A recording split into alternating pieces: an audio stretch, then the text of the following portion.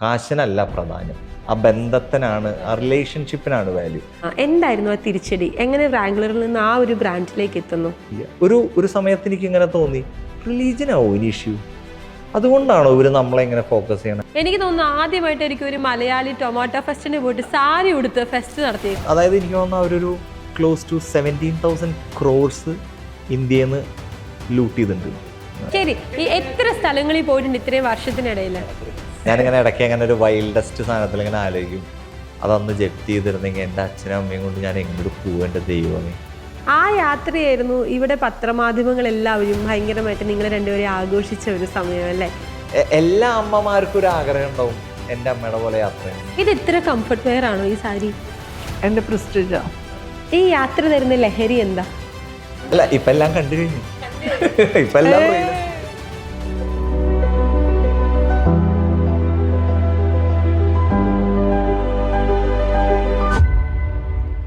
നമസ്കാരം, ഞാൻ അന്ന സൂസൻ. സ്പാർക്കിൻ്റെ ഒരു അടിപൊളി എപ്പിസോഡിലേക്ക് സ്വാഗതം. ഇപ്പോഴും നമ്മൾ കേൾക്കാറുള്ളത് ബിസിനസ്സിൽ വിജയിച്ച കഥകൾ, ബിസിനസ്സിൽ തോറ്റ കഥകൾ, തോൽവിയിൽ നിന്ന് വീണ്ടും വീണ്ടും വളർന്നു വന്ന കഥകളൊക്കെയാണല്ലേ. ഇന്ന് അതുപോലൊരു കഥയാണ്. അതോടൊപ്പം തന്നെ മറ്റൊരു കഥയുണ്ട്. എല്ലാവരും അവരോട് ചോദിക്കാറുണ്ടാകും, ഇന്ന് എൻ്റെ കൂടെ ഇരിക്കുന്നവരുടെ, ഈ യാത്രയൊക്കെ ചെയ്യാൻ ഇനി മാത്രം കാശ് എവിടുന്നാന്ന്? അപ്പോൾ ഈ കാശ് എവിടുന്നാന്നുള്ള ചോദ്യത്തിനുള്ള ഉത്തരവും അത് തന്നെയല്ല. അമ്മയും കൊണ്ട് ഇത്രയും യാത്ര ചെയ്ത ഒരാളെ എങ്ങനെയാണ് അദ്ദേഹത്തിന് ഇത്രയും ആ ഒരു കാര്യം അച്ചീവ് ചെയ്യാൻ സാധിച്ചത്, അല്ലെങ്കിൽ ആ അമ്മയെ അത്രയും ചേർത്ത് വെച്ച് എങ്ങനെയാണ് മുന്നോട്ടുള്ള യാത്ര കൊണ്ടുപോയതെന്നൊക്കെയുള്ള ഒരു നല്ലൊരു എപ്പിസോഡാണ് ഇന്ന്. ഒരു സ്പാർക്കുള്ള എപ്പിസോഡ്, ഒരുപാട് സന്തോഷങ്ങൾ നിറഞ്ഞൊരു എപ്പിസോഡാണ്. സ്വാഗതം ശരത്. നമസ്കാരം. മലയാളികൾക്ക് പരിചയപ്പെടുത്തേണ്ടാത്ത രണ്ട് മുഖങ്ങൾ അല്ലേ? എസ്പെഷ്യലി അത്രയില്ല. എനിക്ക് വളരെയധികം ഭയങ്കര സന്തോഷമുള്ളൊരു എപ്പിസോഡാണ്. കാരണം ഒരുപാട് പേര് കുശുമ്പോടെ നോക്കുന്ന, ഞാൻ അങ്ങനെ തന്നെ പറയും, അപ്പോൾ ഒരുപാട് പേര് കുശുമ്പോടെ നോക്കിക്കാണുന്ന ഒരു അമ്മയും മകനും.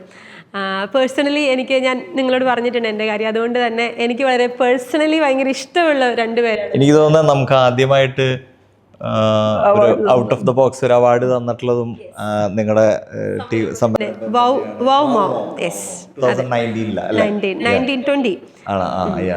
ആ സമയം അന്നാണ് നമ്മൾ പരിചയപ്പെടുന്നത്. ഇത്ര കാലം എടുത്തു ഇവിടെ വന്നിരിക്കാൻ.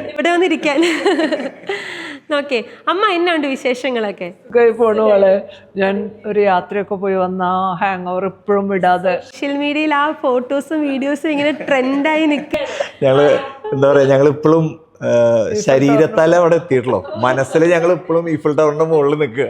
എന്നോട് വന്ന നേരം കൊണ്ട് ഒരു 100 തവണ പറഞ്ഞു, ഈഫൽ ടവർ കാണാൻ പോണം, ഒന്നോടെ എനിക്ക് പോണോ. അപ്പം ഈ ഒരു യാത്രയുടെ വിശേഷങ്ങളുമായിട്ട് ഈ എപ്പിസോഡ് നമുക്ക് കൊണ്ടുപോകാം. പക്ഷെ അതിനേക്കാൾ ഉപരി നമ്മുടെ പ്രേക്ഷകരെല്ലാവരും ഓൺട്രപ്രണേഴ്സ് ആണ്. നമ്മുടെ പ്രേക്ഷകർക്ക് കേൾക്കാൻ ആഗ്രഹം ശരത് എന്ന് പറയുന്ന ഓൺട്രപ്രണറെ കുറിച്ചായിരിക്കും. ഒരു ഓൺട്രപ്രണർ യാത്രയിൽ അമ്മയുടെ സപ്പോർട്ടിനെ കുറിച്ചായിരിക്കും.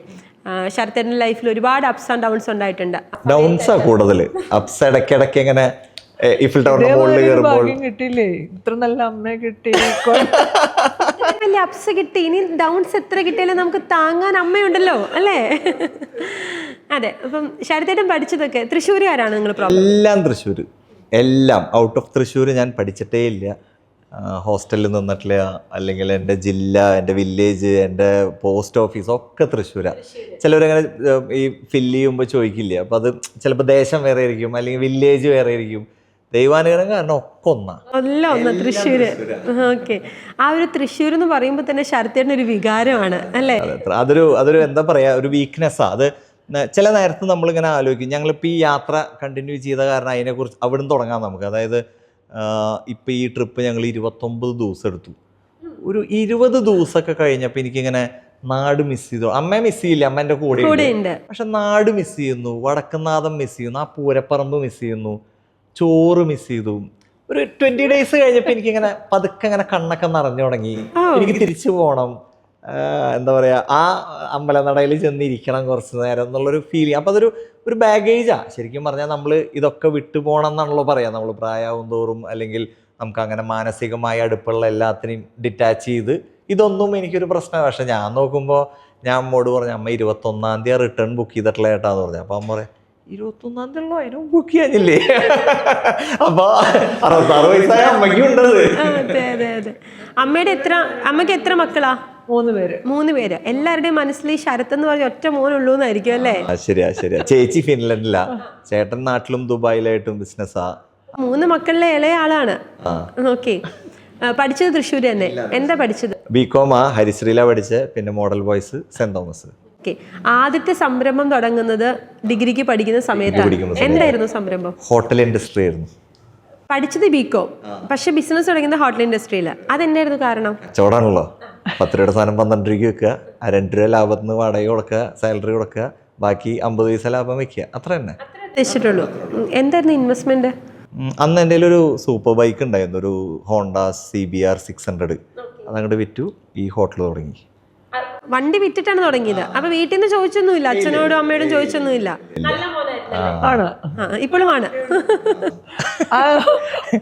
ഒരു ചീത്ത കൂട്ടുകെട്ടുകളോ ഒന്നുമില്ല, നല്ല കുട്ടി എൻ്റെ മോൻ. അങ്ങനെ ഏറ്റവും വലിയ കൂട്ടിയിട്ട് ഞാനാ. അപ്പൊ അത് ചീത്തയാന്ന് എങ്ങനെ പറയാൻ പറ്റും? അതിന് വലുതെന്താണല്ലേ? അല്ല, അങ്ങനെ ചീത്ത കൂട്ടുകെട്ടില്ല എന്നല്ല, എനിക്ക് എന്നോട് ആൾക്കാരെങ്ങനെയുള്ളവരാ, അവരോട് എന്നോട് എങ്ങനെ റെസ്പോണ്ട് ചെയ്യണം, ഞാൻ അങ്ങനെ റെസ്പോണ്ട് ചെയ്യും. ഇപ്പോൾ ഫോർ എക്സാമ്പിൾ, എൻ്റെ ഒപ്പം മോഡൽ ബോയ്സിലുണ്ടായിരുന്ന പയ്യൻ ഒരു മർഡർ ചെയ്തിട്ടുള്ള എൻ്റെ ക്ലാസ് റൂമിലുണ്ടായതാണ്. വെറുതെ ഒന്നല്ല അവൻ ചെയ്തത്, നല്ല കാര്യം. അവൻ്റെ സിസ്റ്ററെ കയറി ഒരാൾ അബ്യൂസ് ചെയ്തു, അയാളെ ഇഷ്ടി കൊണ്ടിടിച്ച് ബും. ഞാനിപ്പോഴും അവനറിയും, ഞാനിപ്പോഴും അവനോട് സുഹൃത്താണ്. എൻ്റെ വീട്ടിൽ ഇപ്പോഴും അവൻ വന്നു കഴിഞ്ഞാൽ എനിക്കങ്ങനെ മോശം കൂട്ടുകെട്ടെന്ന് പറയാൻ പറ്റില്ല. അത് കാരണം എൻ്റെ വീട്ടിൽ ഇപ്പോഴും വരുവാൻ, അച്ഛനവൻ്റെ ഷർട്ടൊക്കെ എടുത്തു കൊടുക്കും, എന്തോ പൂക്കച്ചവടമൊക്കെ ആയിട്ട് നടക്കുക പുള്ളിക്കാരൻ. അപ്പോൾ അങ്ങനെ മോശം കൂട്ടുകെട്ടൊന്നുമില്ല. എന്നോട് ഒരാളെങ്ങനെയാണോ ഞാൻ അതുപോലെ തന്നെ അവരോട്. അതിപ്പോൾ അവനായാലും ശരി, ജോയേട്ടനായാലും ശരി. അങ്ങനെ ഈ ആദ്യത്തെ സംരംഭം എത്ര നാൾ മുന്നോട്ട് പോയി? ഒരു കൊല്ലവും 4 മാസമോ 5 months അങ്ങോട്ട് ഓടിച്ചു. ആക്ച്വലി നന്നായിരുന്നു. അരുണും മെജോ, ചാക്കപ്പൻ എന്ന് പറഞ്ഞിട്ട് എൻ്റെ ഒരു സുഹൃത്ത്, ഞങ്ങൾ 3 പേര് കൂടിയിട്ട് തുടങ്ങി. അവരൊക്കെ ഓൾറെഡി വലിയ ആൾക്കാരാണ്, ഞാൻ മാത്രമേ അതിൽ പയ്യ ഉണ്ടായിരുന്നുള്ളൂ. ഈ തുടങ്ങണ സമയത്ത് ആ ബിൽഡിംഗ് ഓണർ ഇങ്ങനെ, നിങ്ങൾ ഇൻറ്റീരിയർ തുടങ്ങി തീരുമ്പോഴേക്കും ഇലക്ട്രിസിറ്റി ഞാൻ തരാം. ഇലക്ട്രിസിറ്റി ഉണ്ടായിരുന്നില്ല. അപ്പം നമ്മൾ ആലോചിച്ച് ഇൻറ്റീരിയർ പണി കഴിയുമ്പോഴേക്കും അന്ന് കഫേ കോൺസെപ്റ്റ് ഒന്നും തൃശ്ശൂരില്ലായിരുന്നു. അതിൽ എനിക്കൊരു ബുദ്ധ കഫേ എന്ന് പറഞ്ഞിട്ട് കഫേ ഉണ്ടായിരുന്നു. ഭയങ്കര രസമായിരുന്നു. 2008 അത് ബുക്സ് ഒക്കെ വെച്ച് ഒരു ബുദ്ധയുടെ സ്റ്റാച്യൂസും പിന്നെ ബാർബിക്യൂ ഒക്കെ ഉണ്ടായിരുന്നു അന്ന്. ഭയങ്കര ലൈവൊക്കെ ചെയ്യുന്നത്. അത് ഈ അരുൺ എന്ന് പറയുന്നത് നമ്മുടെ ഈ കോട്ടയത്തുള്ള സുഹൃത്തിന് ഹോട്ടലായിരുന്നു. അങ്ങനെയാണ് നമ്മളത് അങ്ങനെ ചെയ്തത്. എനിക്കറിയില്ല, ഞാൻ ആ ഇൻഡസ്ട്രി ആയിട്ട് പരിചയം. നമുക്ക് ഇങ്ങനെ നോക്കാം, ചെയ്യാന്ന് പറഞ്ഞപ്പോൾ നമുക്ക് ചെയ്യാന്ന് പറഞ്ഞു. പൈസ ഇൻവെസ്റ്റ് ചെയ്തു. പിന്നെ വണ്ടി വേറെ ഉണ്ട്. അത് കാരണം ഒരു വണ്ടി വിറ്റാലും കുഴപ്പമില്ല, ഇനി അതിന് വലുത് മേടിക്കാമല്ലോ. അങ്ങനെ ചെയ്ത. പക്ഷെ ഈ ഒരു കൊല്ലം കഴിഞ്ഞിട്ടും ജനറേറ്ററും ലോഡുക. അപ്പോൾ ഡെയിലി ഒരു 3000 രൂപ ഡീസൽ അടിക്കണം. അപ്പം മാസം 90,000 രൂപ വന്നു. ഈ ലാഭം ഉണ്ടാക്കുന്ന മുഴുവൻ ഡീസൽ അടിച്ചും അതും ഇതും പോവുക, ഓടുന്നില്ല. പിന്നെ ഇയാളുടെ അടുത്ത് ചോദിക്കും, ഇതിപ്പോൾ ശരിയാക്കുന്നു, പറസലുള്ളൂ, ശരിയാക്കുന്നില്ല. അങ്ങനെ ആദ്യത്തെ കച്ചവടം അങ്ങനെയാണ് അത് ഓടി. പിന്നെ ഒരു 1 year 5 months ഒക്കെ ആകുമ്പോഴേക്കും ഷേപ്പ് പോയി, ഓടിച്ചിട്ട് കാര്യമില്ല. അപ്പോൾ അന്ന് ഓഡിറ്ററും പറഞ്ഞു, ഇതുകൊണ്ട് പ്രത്യേകിച്ച് ലാഭമൊന്നും ഉണ്ടാവില്ല, നിങ്ങൾക്ക് കുറച്ച് കഴിഞ്ഞാൽ നിങ്ങളുടെ ഇൻവെന്ററിയും സ്റ്റോക്കൊക്കെ വെച്ച് ലോസ് ഉണ്ടാവുള്ളൂ എന്ന് പറഞ്ഞാൽ അങ്ങനെ ഒരു സുപ്രഭാതത്തിൽ അടച്ചു. അപ്പോൾ അടയ്ക്കുമ്പോൾ ഡിഗ്രി കഴിഞ്ഞോ? കഴിഞ്ഞു. ഞാൻ 9 പാസ് ഔട്ടാണ്. 2009 pass out. എന്നെ ഇപ്പോൾ ഇങ്ങനെ ചെറിയ പെൺകുട്ടികളൊക്കെ, ഇപ്പോൾ ഈ അക്ഷയുടെ പ്രായമുള്ള പെൺകുട്ടികളൊക്കെ വന്ന് അങ്കിളേന്ന് വിളിക്കുമ്പോഴാണ് ഞാനിങ്ങനെ ആലോചിക്കും, ഈ ഇത്ര പ്രായമുണ്ട് ദൈവമേ എനിക്ക്. നമ്മളിപ്പോഴും മനസ്സിൽ 18. നമ്മളിപ്പോഴും വിമല കോളേജിൻ്റെ മുമ്പിൽ കൂടെ വണ്ടി ഓടിച്ചുമ്പോൾ അറിയാതെ നോക്കി പോവും.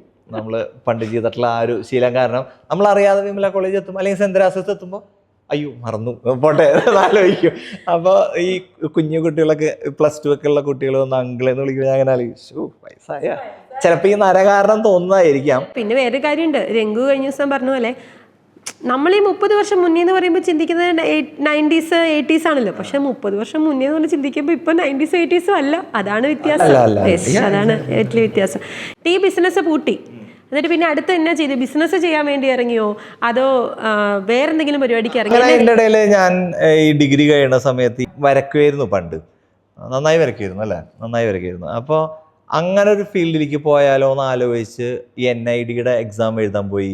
സൃഷ്ടിയുടെ എക്സാം എഴുതാൻ വേണ്ടി ഞാൻ ബാംഗ്ലൂർ പോയി. സൃഷ്ടി എന്ന് പറഞ്ഞൊരു ബാംഗ്ലൂർ വലിയൊരു ഡിസൈനിങ് കോളേജാണ്. അതിൻ്റെ എക്സാം എഴുതാൻ പോയി ഞാൻ.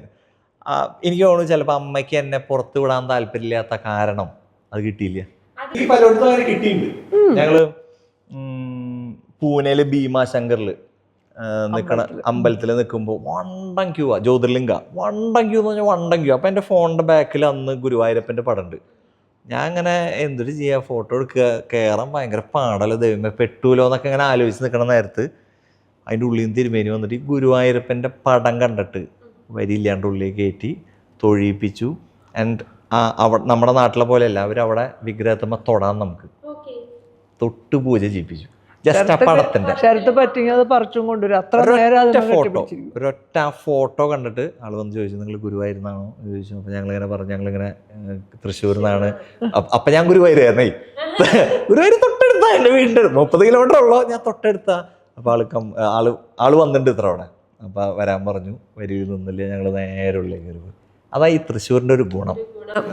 നമ്മൾ എവിടെ ചെന്നാലും നമുക്കൊരു ഹെൽപ്പിംഗ് ഹാൻഡ് വരും. അതെങ്ങനെയാണെന്നറിയില്ല, എവിടെ ചെന്നാലും നമുക്കൊരു കൈ വരും ഒന്ന് പിടിച്ച് കയറ്റാൻ. അതെൻ്റെ അനുഭവത്തിലും പല സിറ്റുവേഷൻസിലും പല വീഴ്ചകളിലും ഇപ്പോൾ ഈ ഞാൻ പറയുന്ന ഈ അരുണും ഈ ഹോട്ടൽ ബിസിനസ് തുടങ്ങി, സാധാരണ ബിസിനസ് തുടങ്ങിയ ആൾക്കാരെ അടിച്ചു പിരിയില്ലോ. ഞാൻ ഇപ്പോഴും അരുണായിട്ട് ക്ലോസ് ഫ്രണ്ട്സാണ്. മനസ്സിലാക്കിയതും ഞാൻ പഠിച്ചതും മണിക്കല്ല ഇമ്പോർട്ടൻസ്, കാശിനല്ല പ്രാധാന്യം, ആ ബന്ധത്തിനാണ്, ആ റിലേഷൻഷിപ്പിനാണ് വാല്യൂ. അല്ലാന്നുണ്ടെങ്കിൽ നമ്മളത് അടിച്ചു പിരിഞ്ഞ് അതെണ്ടി പോയി എന്നെ പറ്റിച്ചു അങ്ങനെയൊക്കെ പറഞ്ഞാലല്ലോ, ഒന്നുമില്ല. ഞങ്ങൾ ഇപ്പോഴും ഭയങ്കര ക്ലോസ് ഫ്രണ്ട്സാണ്. ഇത് കിട്ടിയില്ല, അങ്ങനെ കിട്ടിയില്ല. അങ്ങനെ പുറത്തേക്ക് പോകാന്നൊക്കെ ആലോചിച്ചു അല്ലേ. നമ്മൾ അന്ന് എൻ്റെ ഫ്രണ്ട് മനു എന്ന് പറഞ്ഞിട്ടൊരു സുഹൃത്തുണ്ട്. അവൻ അന്ന് ലണ്ടനിലേക്കാണ് പഠിക്കണേ, ഇനാശു ഗ്ലാസ്ഗോ യൂണിവേഴ്സിറ്റിയിലൊക്കെ പഠിക്കുമ്പോൾ. അപ്പം ഞാൻ പുറത്ത് പോയി അടിച്ചാലോ എന്നൊക്കെ ആലോചിച്ചു. ഇങ്ങനെ പോയൊന്നുമില്ല. ഈ തൃശ്ശൂർ സിക്നെസ് ആയിരിക്കും പോവാതിരിക്കാനുള്ള one of the main reason. പിന്നെ അമ്മയ്ക്ക് നമ്മൾ പുറത്ത് പോകുന്നതൊന്നും ഇഷ്ടമല്ല, നമ്മൾ പുറത്ത് പോയി പഠിക്കുന്നതൊന്നും. മക്കളെല്ലാരും എപ്പോഴും അടുത്ത് വേണം, ചുറ്റുവട്ടത്തിൽ കൂടെ. എൻ്റെ ഒരു അമ്മാവുണ്ട്, ആ അമ്മയുടെ വീട്ടിൽ ആ അമ്മാവ് മാത്രമേ പഠിക്കാത്തുള്ളൂ, ബാക്കിയുള്ളവരൊക്കെ ഡോക്ടറും അങ്ങനെയൊക്കെയാണ്. അപ്പോൾ പറയും, ഇവിടെ മോളെ നീ മക്കളെയൊന്നും അധികം പഠിപ്പിക്കുന്നുണ്ട്, നിനക്ക് കൂട്ട്. മൈറ്റ് ബി ആ ഒരു ട്രോമയായിരിക്കും, മൈറ്റ് ബി അതിങ്ങനെ കിടക്കണമായിരിക്കും. എൻ്റെ ചേട്ടനും ഒക്കെ നാട്ടിൽ തന്നെ പഠിച്ചിട്ടുള്ളൂ, ആരും പുറത്തു പോയി പഠിച്ചിട്ടില്ല. എന്നിട്ട് അടുത്ത് എന്നാ ചെയ്തു? അപ്പോൾ ആ ഒരു ടൈമിൽ എൻ്റെ ഒരു ഫ്രണ്ട് ഉണ്ട് കുട്ടൻ എന്ന് പറഞ്ഞിട്ട്, ഈ തൃശ്ശൂർ എൻ്റെ ഈ എൻ്റെ ഒക്കെ 1000cc ബൈക്സ് ആയിരുന്നു. അന്നിങ്ങനെ എന്താ പറയുക, കോളേജിൽ പഠിക്കുന്ന കാലത്ത് വായ നോക്കാനൊക്കെ മറന്നുപോയി അല്ലേ, അല്ലെങ്കിൽ ബൈക്സ് അക്ഷയ നോക്കണു. ബൈക്സിനോടായിരുന്നു താല്പര്യം, വണ്ടികള്, വണ്ടിപ്രേമം, റേസ് ഓടിക്കാൻ പോവുക. അപ്പോൾ നമ്മളങ്ങനെ അന്ന് ലൈൻ അടിക്കാനൊക്കെ മറന്നുപോയി, അല്ലെങ്കിൽ അതിനൊരു സമയം കിട്ടിയില്ല. അങ്ങനെ നിൽക്കുന്ന സമയത്താണ് കുട്ടൻ എന്ന് പറഞ്ഞിട്ടൊരു കഥാപാത്രം, ഈ ബൈക്കിൻ്റെ ഒരു മെക്കാനിക്കാണ് പുള്ളി. പക്ഷെ നമ്മൾ ഈ ഇംഗ്ലീഷ് സിനിമയിലൊക്കെ കാണുന്ന പോലെ ലാപ്ടോപ്പ് വെച്ച് സെറ്റ് ചെയ്യുന്നതാ, അല്ലാണ്ട് സ്പാനറും മറ്റേ കരി ഓയിലൊന്നുമല്ല. ആള് വണ്ടിയെ ഫുൾ ട്യൂൺ ചെയ്യുന്നതും. ഇവിടെ എറണാകുളം SRV റോട്ടിലുള്ള ഭീകര സംഭവം പുള്ളി. അന്നത്തെ കാലത്ത് കേരളത്തിൽ തന്നെ അങ്ങനെ വേറെ ആൾക്കാരില്ലായിരുന്നു. പുള്ളിയുടെ ഒരു ഫ്രണ്ട് ഉണ്ടായിരുന്നു കിഷോർ എന്ന് പറഞ്ഞിട്ട്. പുള്ളി ഇങ്ങനെ പറഞ്ഞു, ഇവിടെ റാംഗ്ലർ എന്ന് പറഞ്ഞിട്ടൊരു ബ്രാൻഡ് ഉണ്ട്, അതിൻ്റെ ഒരു ഫ്രാഞ്ചൈസി ഓപ്പർച്യൂണിറ്റി നിൽക്കുന്നുണ്ട്, ഒബ്രോൺ മോളിലാണ്, നോക്കണോ എന്നൊക്കെ ചോദിച്ചു. അപ്പം ഞാനിങ്ങനെ ഇടയ്ക്കിടയ്ക്ക് അവിടേക്ക് എന്തെങ്കിലുമൊക്കെ പറയണ കേട്ടിട്ടായിരിക്കും. ഡ്രസ്സിന്റെ ബ്രാൻഡ്, ഡ്രസ്സിന്റെ brand, men's wear. Men's wear. അപ്പോൾ പുള്ളി പറഞ്ഞു നമുക്കത് നോക്കണം. അപ്പം ഞാൻ ഒബ്രോണിൽ പോകുന്നു, 10 പൈസയില്ല ഏട്ടാ കയ്യിൽ, വെറുതെ പോവുക. പോകുന്നു, കാണുന്നു, കൊള്ളാം, മനസ്സിലാക്കുന്നു, തെറ്റില്ല, കുഴപ്പമില്ല എന്നുള്ളൊരു ഐഡിയ കിട്ടുന്നു. അപ്പോൾ അവൻ പറഞ്ഞു ഇത്രയാണ് ഇൻവെസ്റ്റ്മെൻറ്റ് വരുന്നത്, നമുക്കിങ്ങനെ ചെയ്താലോ എന്ന് ചോദിച്ചു. അപ്പോൾ നോക്കുമ്പോൾ ഒരു ഇൻവെസ്റ്റ്മെൻ്റ് ഉണ്ട്, ലൈക്ക് ഒരു 10+ lakhs ഇൻവെസ്റ്റ്മെന്റ് ഉണ്ട്, സ്റ്റോക്ക്. നമ്മുടെ ഈ ഹോട്ടല് പൂട്ടിപ്പോയ കാരണം ഒന്നും കയ്യിലൊന്നും ഇല്ലാണ്ട്. കുഴപ്പമില്ല, ചേച്ചിയുടെ കുറേ സ്വർണ്ണം ഉണ്ടായിരുന്നു. പിന്നെ അളിയൻ ലോൺ എടുത്ത് തന്നു. പിന്നെ ആരോ അപ്പോഴേക്കും അവര് ബാംഗ്ലൂരിൽ നിന്ന് കൊച്ചിയിലേക്ക്, ചേച്ചി കൊച്ചിയിലുണ്ടായിരുന്നു. അപ്പോൾ നോക്കുമ്പോൾ വട്ടെത്തിച്ച് ഞങ്ങൾ ബഡ്ജറ്റാക്കി. പിന്നെ കുറിയൊക്കെ വിളിച്ച് കുറച്ച് കാശൊക്കെ എടുത്ത് ഞങ്ങളാക്കി സ്റ്റോറ് തുടങ്ങി, ഓപ്പൺ ചെയ്തു. ഓബ്രോൺ മോളിൽ കച്ചവടം നടക്കണു, ഭയങ്കര സെയിൽ. 500 സ്ക്വയർ ഫീറ്റ് കടയിൽ അൺബിലീവബിൾ സെയിൽ. ലൈക്ക് ബാംഗ്ലൂർ ഫോറത്തിലെ 5000 സ്ക്വയർ ഫീറ്റിൽ ഇവർക്കൊരു റേഷ്യോ ഉണ്ടല്ലോ, ഈ സ്ക്വയർ ഫീറ്റ് സെയിൽ റേഷ്യോ. ആ റേഷ്യോ നോക്കുമ്പോൾ കൊച്ചിയിലായിരുന്നു ഏറ്റവും കൂടുതൽ സെയിൽ. അപ്പോൾ അത് കേരളത്തിലെ ഭയങ്കര ഫ്ലാഗ്ഷിപ്പ് സ്റ്റോറായി, ഫസ്റ്റ് സ്റ്റോറായിരുന്നു. ഭയങ്കര സെയില്, നമുക്ക് 33% ആയിരുന്നു മാർജിൻ അന്ന്. എന്നിട്ട് കോഴിക്കോട് സ്റ്റോർ എടുത്തു, തിരുവനന്തപുരം സ്റ്റോർ എടുത്തു. അപ്പോഴേക്കൊക്കെ അതൊക്കെ നമ്മുടെ അന്നത്തെ മണ്ടത്തരങ്ങളായിരുന്നു. ഞാനൊരു ബിസിനസ്സുകാരനാന്നുള്ളൊരു ഫീൽ എനിക്ക് വന്നു തുടങ്ങി. ഒരു ഫ്രാഞ്ചൈസി ബിസിനസ് സക്സസ് ആയപ്പോൾ തന്നെ നമുക്കൊരു ഫീല് വരില്ലേ, എന്ന് വെച്ചാൽ നമ്മൾ നെഗോഷിയേഷൻ നിൽക്കണു. ഇത്ര വലിയ വണ്ടൻ കമ്പനി ആയിട്ട് എനിക്ക് ഇപ്പോഴും ഓർമ്മയുണ്ട്. ഞാൻ ഈ ഫസ്റ്റ് ഒബ്രോണിലെ സ്റ്റോർ ഓപ്പൺ ചെയ്യാൻ പോകുമ്പോൾ അതിൻ്റെ ഫ്രാഞ്ചൈസി എഗ്രിമെൻ്റ് ഒപ്പിടാൻ വേണ്ടി ബാംഗ്ലൂർ പോയി. ഇവരുടെ ഓഫീസിൽ ഓൾ ഇന്ത്യ ഹെഡൊക്കെ ഉണ്ടായിരുന്നു. ജനനി സുബ്രഹ്മണ്യം എന്ന് പറഞ്ഞിട്ടൊരു ചേച്ചി പോയിക്കട്ടൊക്കെ അടിച്ചിട്ട് ഞാൻ അങ്ങനെ കോൺഫറൻസ് റൂമിൽ ഇരിക്കുക. അപ്പോൾ പുള്ളിക്കാരി കയറി വന്നിട്ട്, Kishore where is the franchise എന്ന് ചോദിച്ചു. അപ്പോൾ Kishore this is Mister Sarath Krishna. This boy നമ്മൾ അതുവരെ പിടിച്ചു വെച്ചേക്കുന്ന എല്ലാ മസിലും ദൈവമേ പോയില്ലോ പാളി, ഇനി തരില്ലേ ഇവര്, അങ്ങനെയൊക്കെ ആലോചിച്ചു ഞാൻ. പക്ഷെ ഷി വാസ് വെരി കൈൻഡ്. പുള്ളി പറഞ്ഞു, കൊച്ചിയിൽ ഞങ്ങളുടെ വലിയൊരു മാർക്കറ്റാണ്, ഇവിടെ അങ്ങോട്ട് കുറേ സ്റ്റോഴ്സ് ചെയ്യണം നമുക്ക്. അതേപോലെ തന്നെ ആയി. അന്നൊന്നും ആ ഒരു പ്രായത്ത് അത്രയും ഒരു കൺട്രി ഹെഡിനെ കാണാനുള്ളൊരു റേഞ്ചൊന്നും ഇല്ല എനിക്ക്. നമ്മൾ തൃശ്ശൂർ പൂരം എന്നുള്ളൊരു കട്ട മാത്രമുള്ള നമ്മുടെ വേറെ ഒന്നുമില്ല.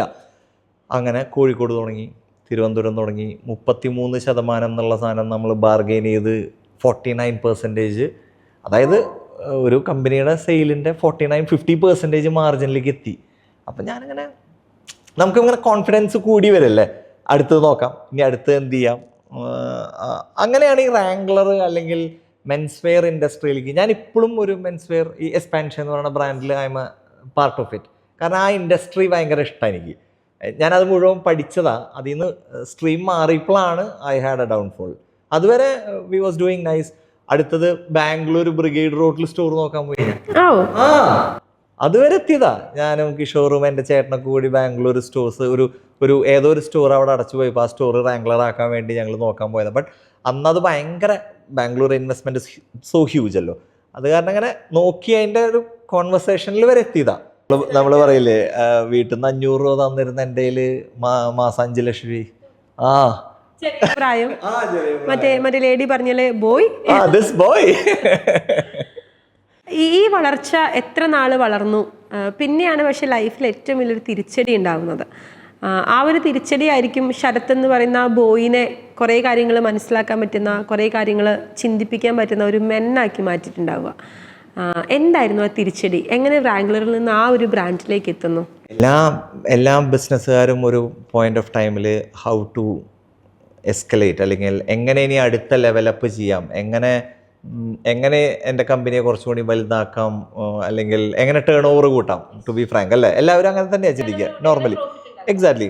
അപ്പം ഞാനിങ്ങനെ ഈ ഒബ്രോണിലെ കാലഘട്ടം ഇങ്ങനെ പോകുമ്പോൾ 2009-10 ഒക്കെ ഇങ്ങനെ പോകുമ്പോൾ 10 ആയപ്പോൾ കിഷോർ പറഞ്ഞു, ലുലു മോൾ വരുന്നുണ്ട്, നമുക്ക് ലുലുവിൽ എടുക്കണ്ടെന്ന് ചോദിച്ചു.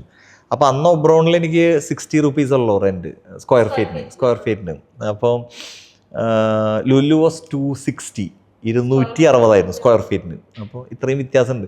അപ്പോൾ അന്നത്തെ എൻ്റെ ഒരു മണ്ടൻ കാൽക്കുലേഷൻ ആയിരുന്നു, 60 റുപ്പീസ് സ്ക്വയർ ഫീറ്റുള്ള കടയിൽ നമുക്ക് 10-14 ലക്ഷം രൂപ സെയിൽ. അപ്പോൾ 260 ലക്ഷം സ്ക്വയർ ഫീറ്റിന് റെൻ്റുള്ള കടയിൽ നമ്മൾ will have to do at least 30-40 lakhs.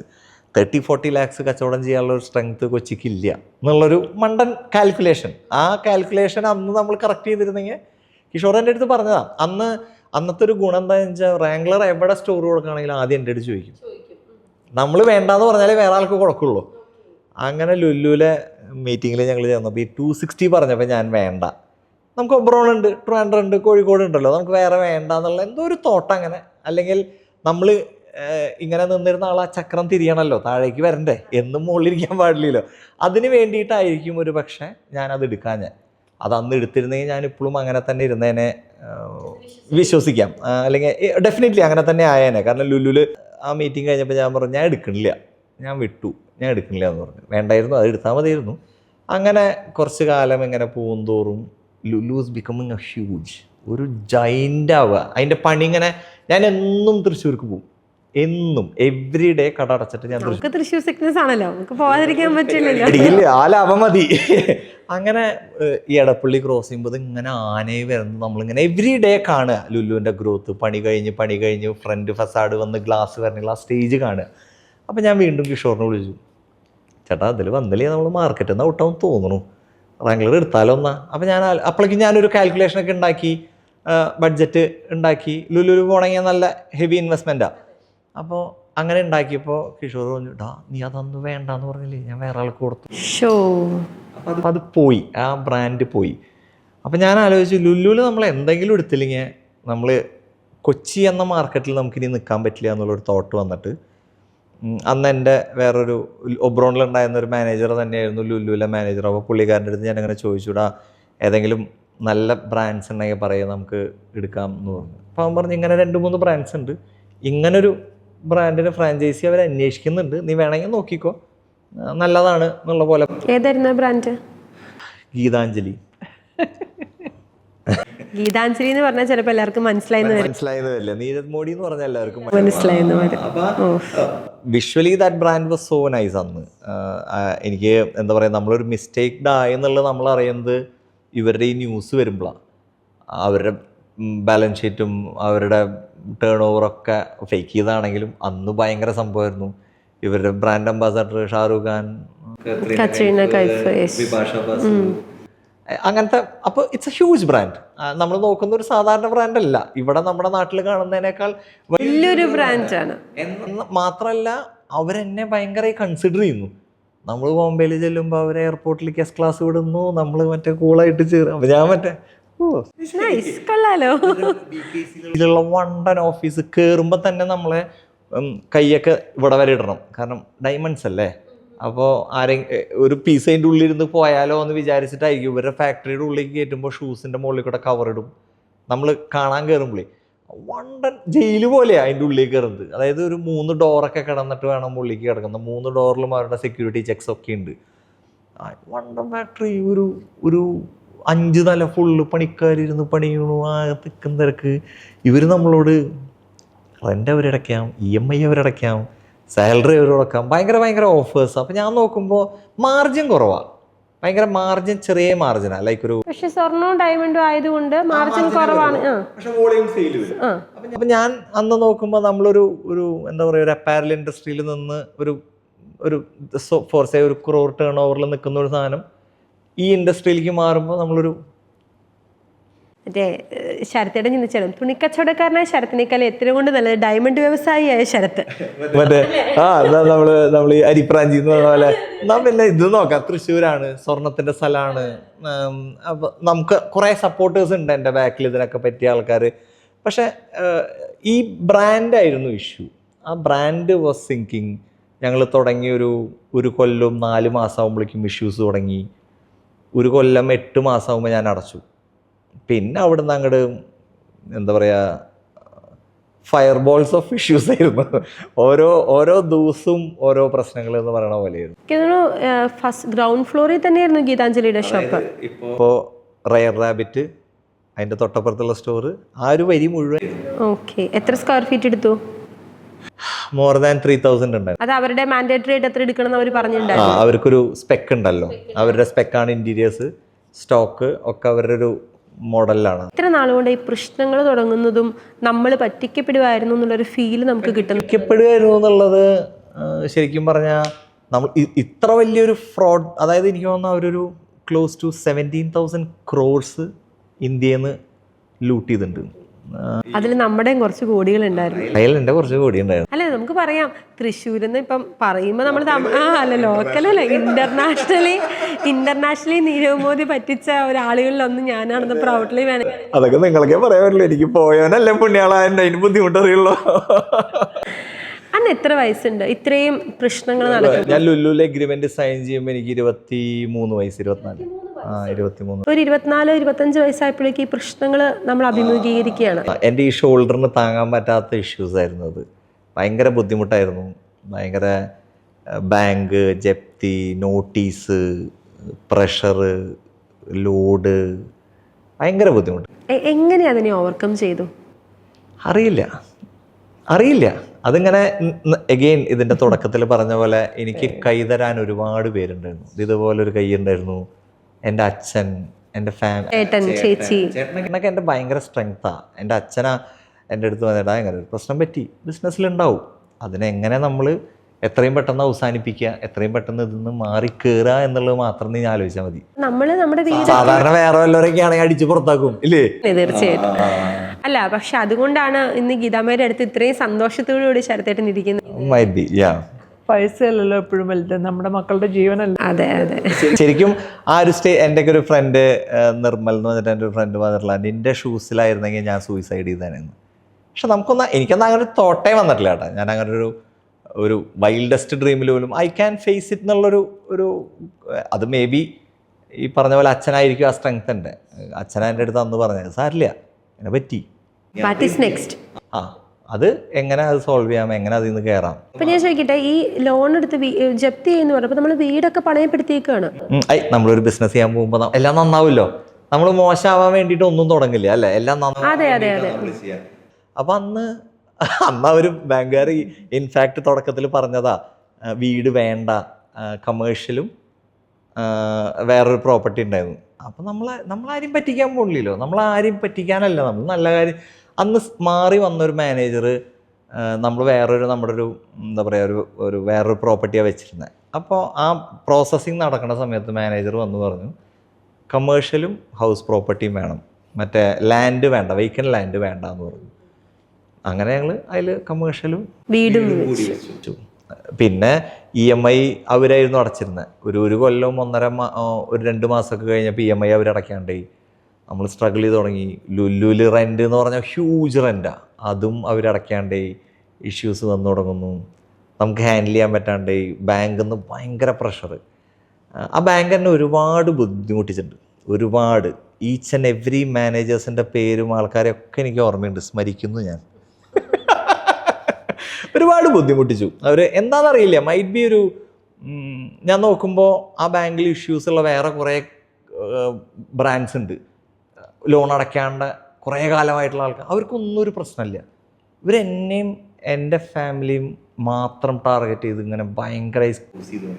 May be നമ്മളത് പെട്ടെന്ന് തീർക്കുമെന്നുള്ള പ്രതീക്ഷയിലായിരിക്കും നമ്മളെ അത്രയും സ്ക്രൂസ് ചെയ്ത് കഴിഞ്ഞിട്ടുണ്ടെങ്കിൽ. അല്ല എന്തോ എന്നാ ഒരാൾക്കല്ല, മാറി വരുന്ന അടുത്ത മാനേജറും അതേപോലെ തന്നെ വരും.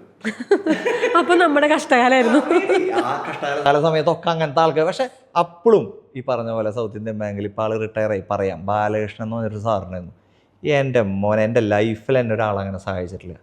വീട്ടിലേക്ക് നോട്ടീസ് ഒട്ടിക്കാൻ വരുമ്പോൾ ആൾ വിളിച്ചു പറയും, മോനെ വരുന്നുണ്ട്. അപ്പോൾ എങ്ങനെയാണെന്ന് വെച്ചാൽ, അപ്പോൾ എൻ്റെ ഏറ്റവും വലിയൊരു പ്രശ്നം എന്താണെന്ന് വെച്ചാൽ, അമ്മയ്ക്കൊന്നും ഇങ്ങനെ സിറ്റുവേഷൻസ് അമ്മ ലൈഫിൽ കണ്ടിട്ടില്ല. ഒരു ഡൗൺഫോളോ, ഒരു ഫിനാൻഷ്യൽ ക്രഞ്ചോ. നമ്മുടെ വീട്ടിലൊക്കെ കുറേ കാശുള്ള കാരണേ അമ്മ അങ്ങനെ ബുദ്ധിമുട്ടൊന്നും അനുഭവിച്ചിട്ടില്ല ജീവിതത്തിൽ. അപ്പോൾ അവർക്കിങ്ങനെ അമ്മ ചിന്തിക്കുക, എടാ എൻ്റെ വീട്ടിലും കാശുണ്ടായിരുന്നു, എന്നെ കെട്ടിച്ചോടത്തും കാശുണ്ടായിരുന്നു, നീയൊക്കെ കൂടി എല്ലാം കളഞ്ഞത് അല്ലേ അമ്മ. അതെ, ലാലേട്ടൻ പറഞ്ഞ നമുക്കൊരു 6 അടി മണ്ണ് പോലെ, എന്തിനാതൊക്കെ ആ തെക്കേ പറമ്പ് അങ്ങോട്ട് പോയി. ഈ പ്രശ്നത്തിൽ നിന്നിട്ട് എങ്ങനെയാ പുറത്ത് കിടക്കുന്നേ? ഈ പറഞ്ഞ പോലെ അച്ഛൻ പണ്ട് ചെയ്തിട്ടുള്ള ഒരുപാട് സേഫ് ഇൻവെസ്റ്റ്മെൻറ്റ്സ് ഉണ്ടായിരുന്നു. ലാൻഡായിട്ടും പലതായിട്ടും. തെക്കേ പറമ്പ് കൊടുത്തു, വടക്കേല പറമ്പ് കൊടുത്തു, പടിഞ്ഞാറും കിഴക്കൊക്കെ കൊടുത്തോ? പടിഞ്ഞാറ് കിഴക്ക് കുറച്ചുണ്ട് ബാക്കി. പക്ഷെ അതിനേക്കാളൊക്കെ ഉപരി എൻ്റെ മുമ്പിൽ ഇരുന്ന് കരയരുത്. കാരണം ഞാൻ ഈ പിള്ളേർ പറയും, ഇവരാരെങ്കിലും എന്തെങ്കിലും സങ്കടം പറഞ്ഞാലും ഞാനിരുന്ന് കരയും, അവര് കരയുണ്ടാവില്ല. ഏറ്റവും ഫണ്ണിയസ്റ്റ് പാർട്ട്, ഈ ഇഷ്യൂസ് നടക്കുന്ന സമയത്തൊന്നും അമ്മയ്ക്ക് ഇതറിയില്ല, ഒന്നും. പല കാര്യങ്ങളും ഇങ്ങനെ പറയുമ്പോഴാണ് ഞാൻ അമ്മേനെ കുറിച്ച് എന്താ വെച്ചാൽ ഇപ്പൊ ഈവൻ വേദനിപ്പിക്കാൻ ഭയങ്കര വിഷമമായി. ഞാനിപ്പോഴും എനിക്ക് ഓർമ്മയുണ്ട്, ബാങ്കിൽ നിന്ന് ഇറങ്ങിയപ്പോൾ ഞാൻ ജപ്തി ഒട്ടിക്കാൻ വരുന്നുണ്ടെന്ന് അവർ പറഞ്ഞു. അപ്പം ഞാൻ ചേട്ടൻ്റെ അടുത്ത് തോന്നിട്ടാ, നീ അമ്മയും കൊണ്ട് കല്യാണിലേക്ക് പോക്കോ, സാരി മേടിക്കാൻ.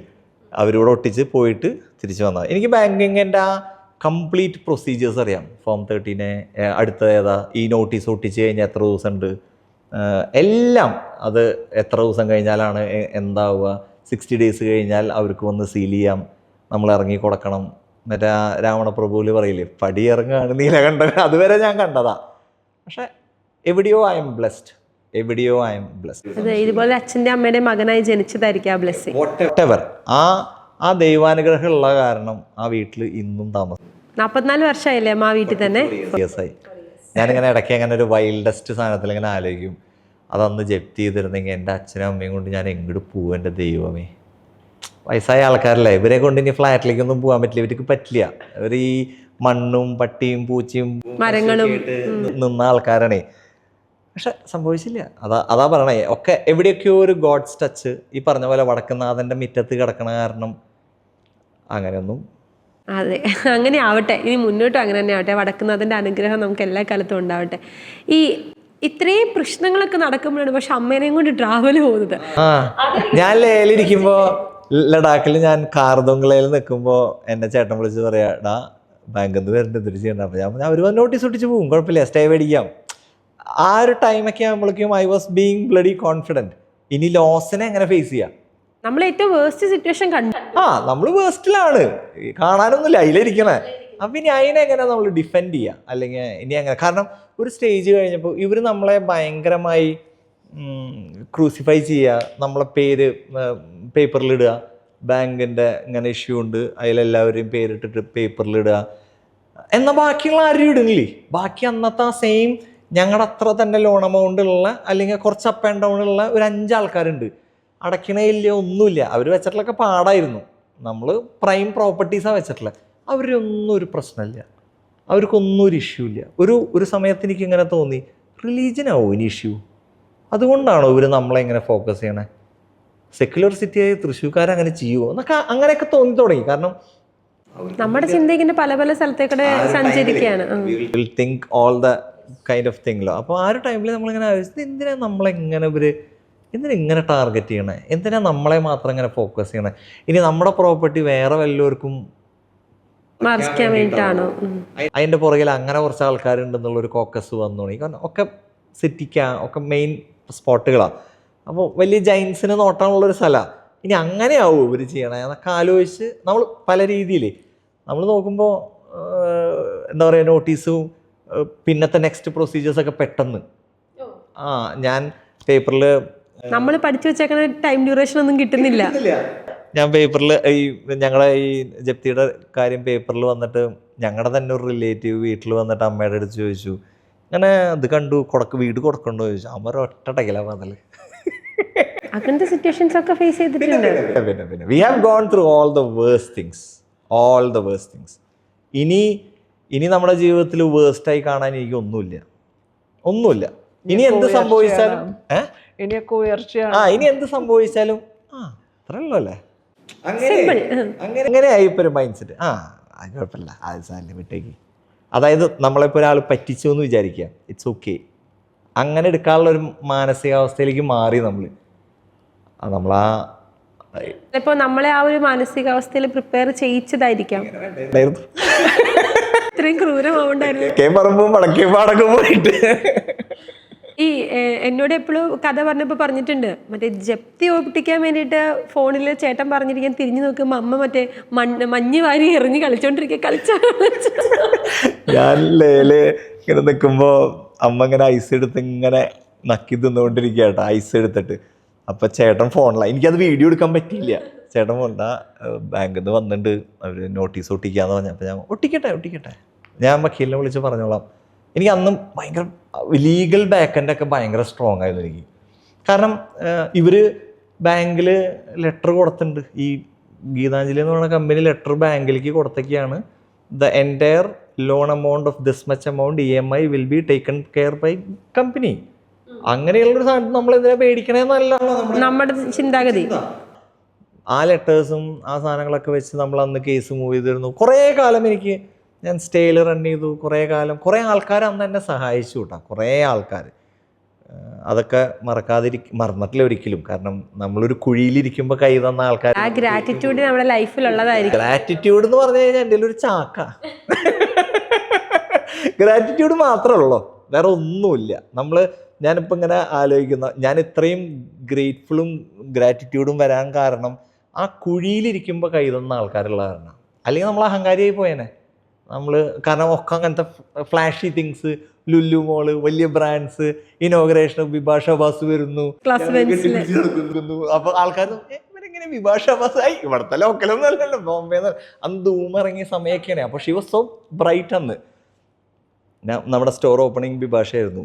അപ്പോൾ ആൾക്കാരങ്ങനെ നോക്കുമ്പോൾ കാണുന്നവർക്ക് എന്താ ഭയങ്കര എളുപ്പമല്ലേ. അത് അന്ന് ചേട്ടൻ വിളിച്ചിങ്ങനെ പറഞ്ഞപ്പോൾ ഞാൻ പറഞ്ഞു കുഴപ്പമില്ല, അവർ വന്ന് ഒട്ടിച്ച് പോട്ടെ, ഇനിയും ടൈമുണ്ട്, നമുക്ക് അതിനുള്ളിൽ എന്തെങ്കിലും ചെയ്യാമെന്ന് പറഞ്ഞ് അങ്ങനെ വിടുന്നു. ആ ഫോൺ കട്ട് ചെയ്യുന്നു, ഞാൻ നേരെ കട്ട് ചെയ്ത് അമ്മ കഴിക്കുക. മഞ്ഞ നന്നായിട്ട്.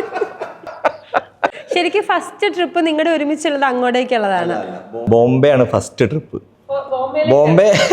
ബോംബെ ആക്ച്വലി എന്തിനാ പോണേന്ന് അറിയൂ, ഈ ബാങ്ക് ഇതൊരു ARC കമ്പനിക്ക് വിറ്റു, അസറ്റ് റിക്കവറി കമ്പനി.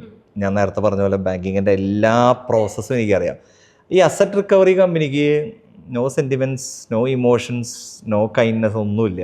നേരെ അക്വയർ ചെയ്യുക, സെല്ല് ചെയ്യുക എന്നുള്ളത് മാത്രമേ ഉള്ളൂ.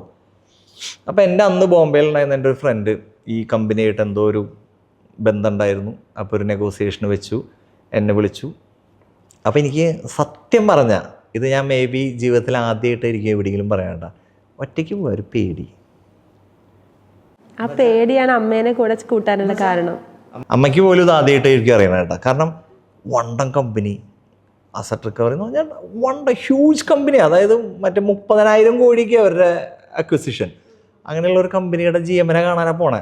എൻ്റെ ഈ ഫ്രണ്ട് ഒരു വലിയ പുള്ളിക്കാരനാണ്. അപ്പോൾ അവൻ അതിൻ്റെ GM ആയിട്ട് എനിക്കൊരു നെഗോസിയേഷൻ സെറ്റ് ചെയ്തൊക്കെയാണ്, ടൈമും ഒരു എമൗണ്ട് ബാർഗെയിനിങ്ങും എന്നുള്ള പോലെ. അപ്പോൾ പോകാനൊരു ധൈര്യം. നമ്മുടെ വയസ്സ് 24-25. 25 കഴിഞ്ഞു. അപ്പോൾ ഞാനിങ്ങനെ മീറ്റിംഗ് സെറ്റ് പോവാ, എൻ്റെ അടുത്ത് മറ്റന്നാൾ എത്തണം എന്ന് പറഞ്ഞു അവൻ വിളിച്ചിട്ട്. അപ്പോൾ ഞാൻ വരാം, കുഴപ്പമില്ല. അപ്പോൾ അമ്മോട് അമ്മനെ ജന്മണേ വരില്ലല്ലോ. അമ്മ എന്നും ട്രിപ്പ് വിളിക്കുമ്പോൾ നിങ്ങൾ പൊക്കോ, നിങ്ങൾ അടിച്ചു പൊളിച്ചോ, ഞാൻ ഇല്ല, നിങ്ങൾ ഫ്രണ്ട്സായി പോക്കോ. അപ്പോൾ ആ മീറ്ററിനൊന്ന് പൊട്ടിക്കണം, അതുണ്ട്. അപ്പോൾ ഞാൻ പറഞ്ഞു എനിക്കൊരു മീറ്റിംഗ് ഉണ്ട്. പിന്നെ മേഘ്ന എന്ന് പറഞ്ഞിട്ട് എൻ്റെ ഒരു ഫ്രണ്ട് ഉണ്ട് ബോംബെയിൽ, അവൾക്ക് കൊച്ചായപ്പോൾ അതിനെ ഒന്ന് കാണണം. അതുമ്മ വീണു. കാരണം അവൾ ഞങ്ങളുടെ ഭയങ്കര ക്ലോസ് ആണ്. അപ്പോൾ കൊച്ചിനെ കാണേണ്ട ഒരു റീസൺ പറഞ്ഞപ്പോൾ അപ്പോഴും പറയുന്നുണ്ട് അത് ഈ നാളെ പാർമേക്കാവിൽ ചുറ്റുവിളക്കുണ്ട്, എങ്ങനെ പോവുക. അപ്പോൾ ഞാൻ പറഞ്ഞു ഞാൻ ഫ്ലൈറ്റ് ടിക്കറ്റ് ബുക്ക് ചെയ്തു, നമുക്ക് പോവാം, ബാക്കിയുള്ള പിന്നെ നോക്കാമെന്ന് പറഞ്ഞു. 3 ദിവസത്തെ കാര്യമാണെന്ന് പറഞ്ഞു. ചെല്ലുന്നു, മീറ്റിംഗ് കാണുന്നു, മേഘനയുടെ കൂടെ നിൽക്കുന്നു, തിരിച്ചു പോരുന്നു, പരിപാടി കഴിഞ്ഞു. 9 ദിവസം കഴിഞ്ഞിട്ട് തിരിച്ചു വന്നത്. മീറ്റിംഗ് ഇതായിരുന്നു, അസറ്റ് റിക്കവറി കമ്പനി മീറ്റിങ്ങിന് ചെന്നിരിക്കുന്നു. പക്ഷെ അത് അമ്മയ്ക്ക് അറിയില്ല. ഇല്ല, ഞാനും അവനും കൂടി അങ്ങോട്ട് പോയി, അത്രേ അറിയുള്ളൂ. മീറ്റിംഗ് ചെന്നിരിക്കുന്നു, കുറച്ച് സമയം തരുമോ, ഞാൻ എങ്ങനെയെങ്കിലും അടയ്ക്കാം. തരില്ല എന്ന് പറയുന്നു, അപ്പം തന്നെ ഇറങ്ങി പോരുന്നു. സന്തോഷം, താങ്ക് യു. ഫ്ലൈറ്റ് ടിക്കറ്റ് എടുത്ത് വന്നത് നീ വേറെ ഏതെങ്കിലും ഇതിൽ മുതലാക്കണം.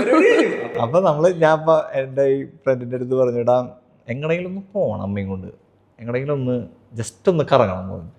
അപ്പോൾ അവനാണെങ്കിൽ എന്തിനും റെഡി ആയിട്ടുള്ള അതിനെന്താ വാ പോവാന്ന് പറഞ്ഞ് പുള്ളി ശനി സിംഗ്നാപ്പൂർ അല്ല ഷിർദി പോണ വഴിക്കാണുള്ളത്. അവിടുന്ന് ഷിർദി ഈ ശനി സിംഗ്നാപ്പൂർ ഇറങ്ങി. അത് കഴിഞ്ഞ് നേരെ സുല വൈൻയാർഡ്, വൈൻ മാനുഫാക്ചറിങ്, വൈൻ മുന്തിരിത്തോട്ടത്തിൻ്റെ ഇടയിൽ കിടന്നുറങ്ങുന്നു. രാവിലെ ഇരിക്കുമ്പോൾ ഭയങ്കര ഫാൻസിയാണ്, ഭയങ്കര കളർഫുൾ. അപ്പോൾ അവിടുന്ന് അവൻ തിരിച്ചു പോകും, കാരണം വെച്ചാൽ പുള്ളി ഗവൺമെൻറ് ജോലിക്കാരനാണ്. അപ്പോൾ ആൾക്ക് തിരിച്ചു പോകണം. അപ്പോൾ ഞാൻ പുള്ളിയുടെ അടുത്ത് പറഞ്ഞ ഒരു കാര്യം ചെയ്യും, നിങ്ങൾ അങ്ങോട്ട് വിട്ടോ, ഞങ്ങൾ ഇവിടുന്ന് മുകളിലേക്ക് പോവുക എന്ന് പറഞ്ഞു. അപ്പോൾ അവൻ പറഞ്ഞു എടാ നീ പൊക്കോളൂ, കുഴപ്പമുണ്ടോ? ഇല്ല കുഴപ്പമില്ല, ഞാൻ പൊക്കോളാം എന്ന് പറഞ്ഞു. പുള്ളി തിരിച്ച് ബോംബെക്ക് പോയി. ഞങ്ങളവിടുന്ന് നേരെ അജന്ത, എല്ലോറ, പൂനെ. നിതേഷ് അല്ലേ? നിതേഷ് എന്ന് പറഞ്ഞിട്ട് നമുക്ക് അവിടെ ഒരു ഗൂഗിളിന് കിട്ടി. വണ്ടി വഴി ഒക്കെ അവൻ്റെ ഒന്നും. അതാ എഗെയിൻ ഈ ഹെൽപ്പിംഗ് ഹാൻഡ്സ് എന്ന് വെച്ചാൽ ഞാൻ അന്ന് ഭയങ്കര ബ്ലൈൻഡ് അവിടെയൊക്കെ ചെല്ലുമ്പോഴേ. അതിന് മുമ്പ് ഞാൻ പോയിട്ടുണ്ട്, പക്ഷെ അമ്മയും കൊണ്ട് പോകുമ്പോൾ നമ്മൾ കുറച്ച് സേഫ്റ്റി നോക്കും, കംഫർട്ട് നോക്കും. നമ്മൾ ബസ്സിലൊന്നും പോകാൻ നിൽക്കില്ല, കാരണം ഇവിടെ വന്നിട്ട് ഒഴിയാൻ കൊണ്ടുകൊണ്ടി വരും. അതിന് ഭേദം കംഫർട്ടിലി പോവാൻ. ആദ്യത്തെ ട്രാവൽ പോകുമ്പോൾ എത്ര വയസ്സുണ്ട്? 55 or 6 വയസ്സിലാണ് പോകുന്നത് ആദ്യത്തെ യാത്ര. അതിന്റെ റിഗ്രറ്റ് ഉണ്ട് കേട്ടാ. ഇപ്പോ കുറച്ച് മുമ്പ് പോയായിരുന്നു എന്നുള്ളൊരു തോട്ടുണ്ട്. അത് ഐസ് ബ്രേക്കിംഗ് കഴിഞ്ഞതുകൊണ്ടാ. അതെ അതെ അതെ. അതുവരെ എൻ്റെ അമ്മയുടെ പ്രായമുള്ള എല്ലാ അമ്മമാരെ ശ്രദ്ധിച്ചറിയാം, നിങ്ങൾ പൊക്കോ ഞാൻ ഇല്ല എന്നുവെച്ചാൽ അവർക്ക് ആ ഐസ് ബ്രേക്ക് ചെയ്യാൻ പറ്റാത്തതുകൊണ്ടാണ്. And once it is broken പിന്നെ തിരിച്ചു വരവില്ല.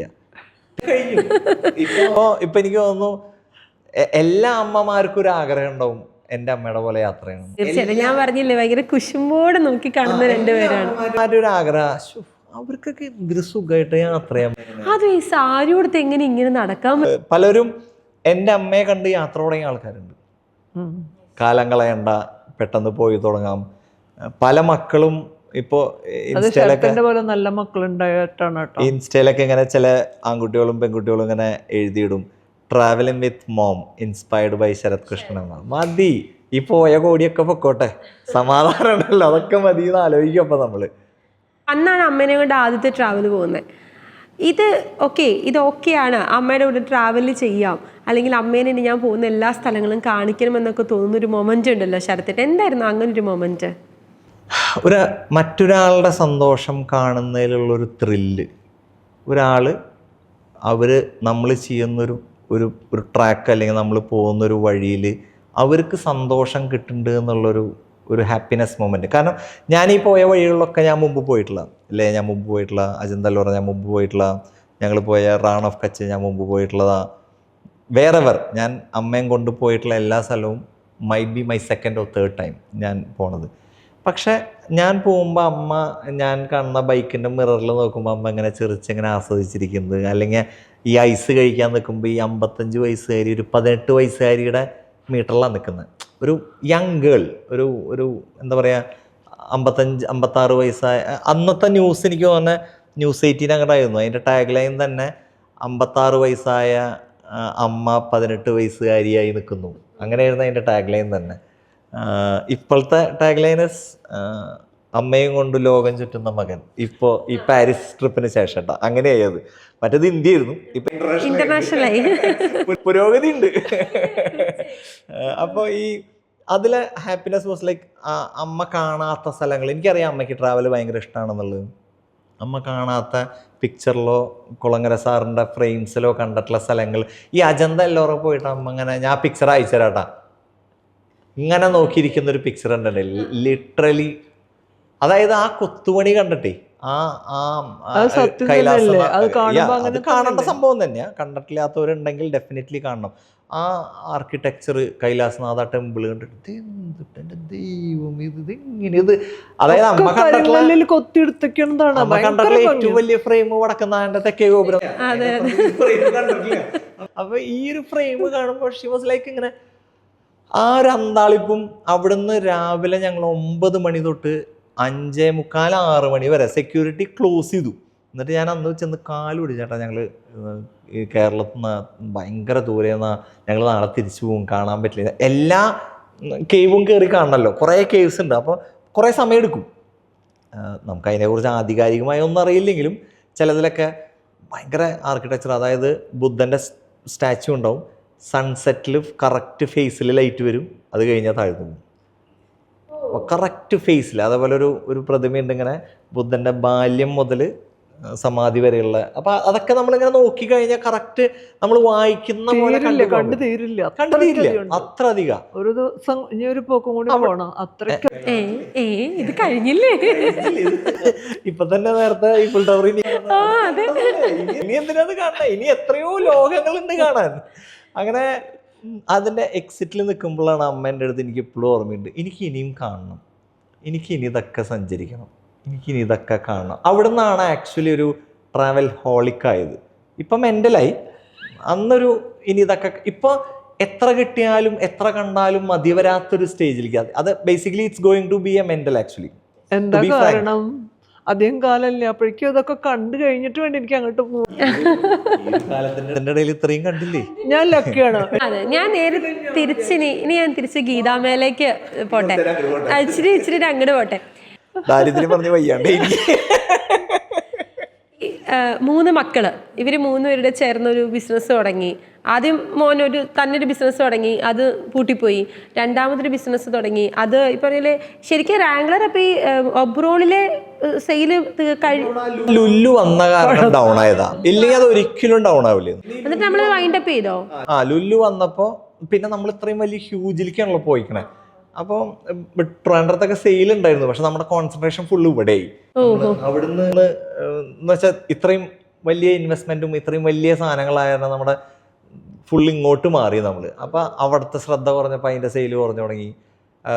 ഒബ്രോൺ ഓൾറെഡി ലുല്ലു വന്നപ്പോൾ ഭയങ്കരമായിട്ട് ഡൗൺ ആയി. ഓണർ മുഹമ്മദ് ഞങ്ങൾ സോ കൈൻഡ്, എൻ്റെ ഏറ്റവും ഫേവറേറ്റാ. അന്നൊക്കെ എൻ്റെ ഒരു എന്താ പറയാ, നമ്മളൊരു പറയില്ലേ, ഒരു ഗുരുതുല്യനായിരുന്നു. ഇപ്പോഴും ആളോടുള്ള ഗ്രാറ്റിറ്റ്യൂഡ് എന്താ പറയുക, ഒബ്രോൺ തുടങ്ങിയ സമയത്ത് അവിടത്തെ ഉള്ള എല്ലാ പിള്ളേരും കട ഓണേഴ്സ്, ഷോപ്പ് ഓണേഴ്സും ഒക്കെ കൂടിയിട്ട് ഇതിൻ്റെ ഉള്ളിൽ തുടങ്ങിയ കാലത്ത് വാക്കിൻസ് ഇല്ല, സെയിലില്ല, അത് കാരണം റെൻറ്റ് കൊടുക്കണ്ട എന്നുള്ളൊരു മീറ്റർ പറഞ്ഞിരുന്നു. അന്നും ഞാൻ റെൻറ്റ് കൊടുത്തു. ഒന്നുമല്ല, നമുക്കുമുണ്ട് തൃശ്ശൂർ ഒരു കമേഴ്ഷ്യൽ, അതിൽ 2 പേര് റെൻറ്റ് തന്നില്ലെങ്കിൽ നമ്മുടെ അവിടെ അരി വീഴില്ല. അപ്പോൾ അത് കാരണം ഞാൻ അന്നും റെൻറ്റ് മുടക്കിയിട്ടില്ല ആ സെയിലില്ലാത്ത കാലത്ത്. തുടക്കത്തിൽ എന്ന് വെച്ചാൽ ഒബ്രോൺ വാസ് സ്റ്റാർട്ടിങ്, അന്ന് കടകളൊന്നും തുടങ്ങിയിട്ടില്ല. ഇവിടെ അങ്ങനെ ഒരു ട്രെൻഡ് കൊണ്ടുവന്നത് തന്നെ ഒബ്രോൺ ആണ്. അതെ, മുഹമ്മദ് ആ തുടക്കത്തിൽ നമ്മൾ ആ കാണിച്ച നന്ദിയില്ലേ, പിന്നീട് പുള്ളി കാണിച്ചത് നമുക്ക് തിരിച്ചു കിട്ടിയത്. എക്സാക്ട്ലി. നമ്മൾ എന്തൊക്കെ ചെയ്തോ അതൊക്കെ, പോസിറ്റീവ് ആണെങ്കിലും നെഗറ്റീവ് ആണെങ്കിലും, എന്താണെങ്കിലും നമ്മളൊരാളെ ബുദ്ധിമുട്ടിച്ചോ അത് നമുക്ക് തിരിച്ചു തരും, അതിലൊരു സംശയമില്ല. What ever. ഞാൻ മുഹമ്മദ് അങ്കിൾ സത്യം പറഞ്ഞാൽ എനിക്കിങ്ങനെ ഭയങ്കര ഒരു സന്തോഷം ഉണ്ടായൊരു മൊമെൻ്റ് ആയിരുന്നു. അതായത് ലുലുവിൽ പണി നടക്കുന്നു, കാശിങ്ങനെ ഭയങ്കര ക്രഞ്ചായി നിൽക്കണു. ആ നേരത്ത് മുഹമ്മദ് അങ്കിൾ ഇങ്ങനെ ലുലു തുടങ്ങിയിട്ടാണ് ഞാൻ എൻ്റെ പണി തുടങ്ങുന്നത്. മുഹമ്മദ് അങ്കിൾ ഇങ്ങനെ എൻ്റെ അടുത്ത് പറഞ്ഞു സെയിൽ കുറവാണ്. അതായത് 15 ലക്ഷം രൂപ 18 ലക്ഷം രൂപ സെയിൽ ചെയ്യുന്ന സ്റ്റോർ ഒറ്റയടിക്ക് 3.5 ലക്ഷം രൂപയ്ക്ക് വന്നു. മീറ്റ് ചെയ്യാൻ പോലും പറ്റാണ്ടേ. 6 മാസം റെൻറ്റ് മേടിച്ചില്ല. അയ്യോടാ, 6 മാസം റെൻറ്റ്. ഞാൻ എപ്പോഴും പറയും, കേരളത്തിൽ നിന്നല്ല, ഒരു സംരംഭകൻ വളരുന്നതും തളരുന്നതും അതിൻ്റെ വാടകയ്ക്ക് കൊടുക്കുന്ന ആളുടെ വാല്യൂസ് വെച്ചിട്ടാണ്. ഡെഫിനറ്റ്ലി. ഇപ്പോൾ ഈവൻ അഗെയിൻ ഈ ഗ്രാറ്റിറ്റ്യൂഡ് പറയാം. Lulu has A contract of 3 years locking period ഉണ്ട്. 3 years ലോക്കിംഗ് പീരീഡ് കഴിഞ്ഞാലേ എക്സിറ്റ് ചെയ്യാൻ പാടുള്ളൂ. ആ ലോക്കിംഗ് പീരീഡിൽ എക്സിറ്റ് ചെയ്താൽ ഡെപ്പോസിറ്റ് തിരിച്ചു കൊടുക്കണം. നമ്മൾ അത് ലുലു എടുക്കും. ഞാൻ 1 കൊല്ലവും 9 മാസത്തിലും ഇറങ്ങി ലുലുന്ന്. ഷിബു ഫിലിപ്സ്, ഐശ്വര്യ, റീമ, വിനയ് ഇവരൊക്കെ ആ ഡെപ്പോസിറ്റ് എനിക്ക് തിരിച്ചു 10-26 ലക്ഷം രൂപ ഉണ്ടായിരുന്നു. ആ ഡെപ്പോസിറ്റ് എനിക്ക് തിരിച്ചു തന്നു. അത് ലോകത്താർക്കും അവർ ചെയ്തിട്ടുണ്ടാവില്ല. അത് ഞാനായോണ്ടും അവരെന്നോട് ഇങ്ങനെയുണ്ട്, ഞാൻ അവരോട് ഇങ്ങനെയുണ്ടും അവർക്കറിയാം ഈ ഒരു ബിസിനസ്സിൽ വാട്ട് ഹാപ്പൻഡ് എന്നുള്ള വ്യക്തമായി പിക്ചർ കിട്ടി. അവർക്ക് അവസാനം വരെ അറിയാവുന്നവരാ. അവരെനിക്ക് ആ ഡെപ്പോസിറ്റ് തിരിച്ചു തന്നു. അതാരും ചെയ്യില്ല. ആ ലീഗലി നോക്കുകയാണെങ്കിൽ they don't have to give. കാരണം 3 കൊല്ലത്തിന് ശേഷമേ എക്സിറ്റ് ചെയ്യാൻ പാടുള്ളൂ. ഞാൻ 1 കൊല്ലവും 9th month ഇറങ്ങി. അന്ന് അവിടുന്ന് ഇറങ്ങിയപ്പോ ലൈക്ക് പടിയിറങ്ങാണ് നീലകണ്ഠൻ പടി ഇറങ്ങിയപ്പോ എന്ത് തോന്നി? ഇപ്പോഴും ആ സൈഡ് ക്രോസ് ചെയ്യുമ്പോൾ എൻ്റെ ഒരു ബീറ്റ് കൂടും. കുറെ കാലം ആ ഭാഗത്ത് കൂടെ പോയില്ലേ? ട്രോമയായിരുന്നല്ലേ? ട്രോമയല്ല, നമ്മുടെ ഒരു നഷ്ടത്തിൻ്റെ ഭാഗമല്ലേ അത്. നമ്മുടെ ഒരു നഷ്ടം, ജീവിതത്തിലുണ്ടായിരുന്ന ഏറ്റവും നല്ലൊരു ഏജ് പോയ ഒരു കാലഘട്ടം. ആ ഒരു പാസ് ഓവർ എനിക്കിപ്പോഴും ഒരു വിറയാണ്. ഇപ്പോഴും എനിക്ക് ഇപ്പോൾ അവിടെ റയർ റാബിറ്റാണ്, അതിൽ കൂടെ ക്രോസ് ചെയ്യുമ്പോൾ ടിന്നും കൂടി അടിക്കും. പക്ഷെ നാളെ നമുക്ക് പറയാം, കാരണം നമ്മൾ ഒരുപാട് ഡൗൺസ് ഉണ്ടായെങ്കിലും നാളെ നമുക്ക് നമ്മുടെ അടുത്തൊരു ജനറേഷനോട് പറഞ്ഞു കൊടുക്കാം, എടാ നോക്കടാ, ഞാൻ ലുലു തുടങ്ങിയ സമയത്ത് എനിക്കിവിടെ കടയുണ്ടായിരുന്ന ആടാ 3000 സ്ക്വയർ ഫീറ്റ്. ഏറ്റവും ഹാപ്പിയസ്റ്റ് ഒരു കുഞ്ഞ് മൊമെന്റ് എന്താന്ന് വെച്ചാൽ, ഞാൻ എഴുതിയ ബുക്ക് കഴിഞ്ഞ മെയ് 31 മെയ് 12 എൻ്റെ സ്റ്റോർ തുറക്കുന്നത് 2012. 2020-25 മെയ് 31 എൻ്റെ ബുക്കിൻ്റെ റിലീസ് ലുലുലായിരുന്നു. ഒന്ന് ആലോചിച്ച് നോക്കും, ഒരു ഇൻ്റർനാഷണൽ പ്ലാറ്റ്ഫോമിൽ കറന്റ് ബുക്സിൻ്റെ ലൈഫിൽ അത്രയും വലിയൊരു പ്ലാറ്റ്ഫോമിൽ അവർ ബുക്ക് റിലീസ് നടത്തി. സംഗതി മോഹൻലാലും MT ഒക്കെ വന്നിട്ടുണ്ടാവും, പക്ഷേ അവരെപ്പോഴും സാഹിത്യ അക്കാദമി, ടൗൺ ഹാള് അങ്ങനത്തെ ഒരു ഇതിലല്ലേ ചെയ്യുക. എൻ്റെ അടുത്ത് ഇപ്പോഴും അതിൻ്റെ ഓണർ തോമസ് എൻ്റെ അടുത്ത് പറയും, ചേട്ടാ ഇങ്ങനത്തെ ഒരു റിലീസ് ഞാൻ കണ്ടിട്ടില്ല കേട്ടോ.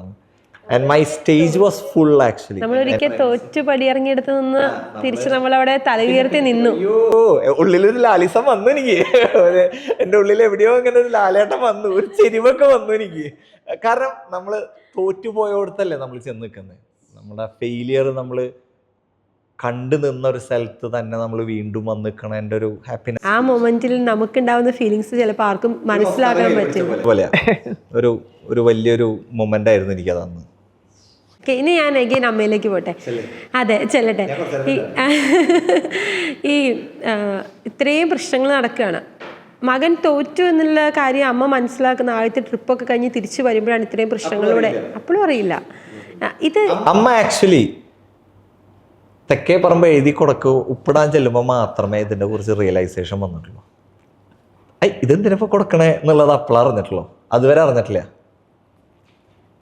ആ ഒരു ഒരു മൊമെന്റിൽ അമ്മ എങ്ങനെ അതിനെ ഹാൻഡിൽ ചെയ്തു? കാരണം ചിലപ്പോൾ ഈ മക്കൾക്കെല്ലാം ശക്തി അമ്മയുടെ ചിരിയായിരിക്കാം, അല്ലെങ്കിൽ അമ്മയും അച്ഛനും കൂടെ ഉണ്ടെന്നുള്ള ആ ഒരു വിശ്വാസമായിരിക്കാം.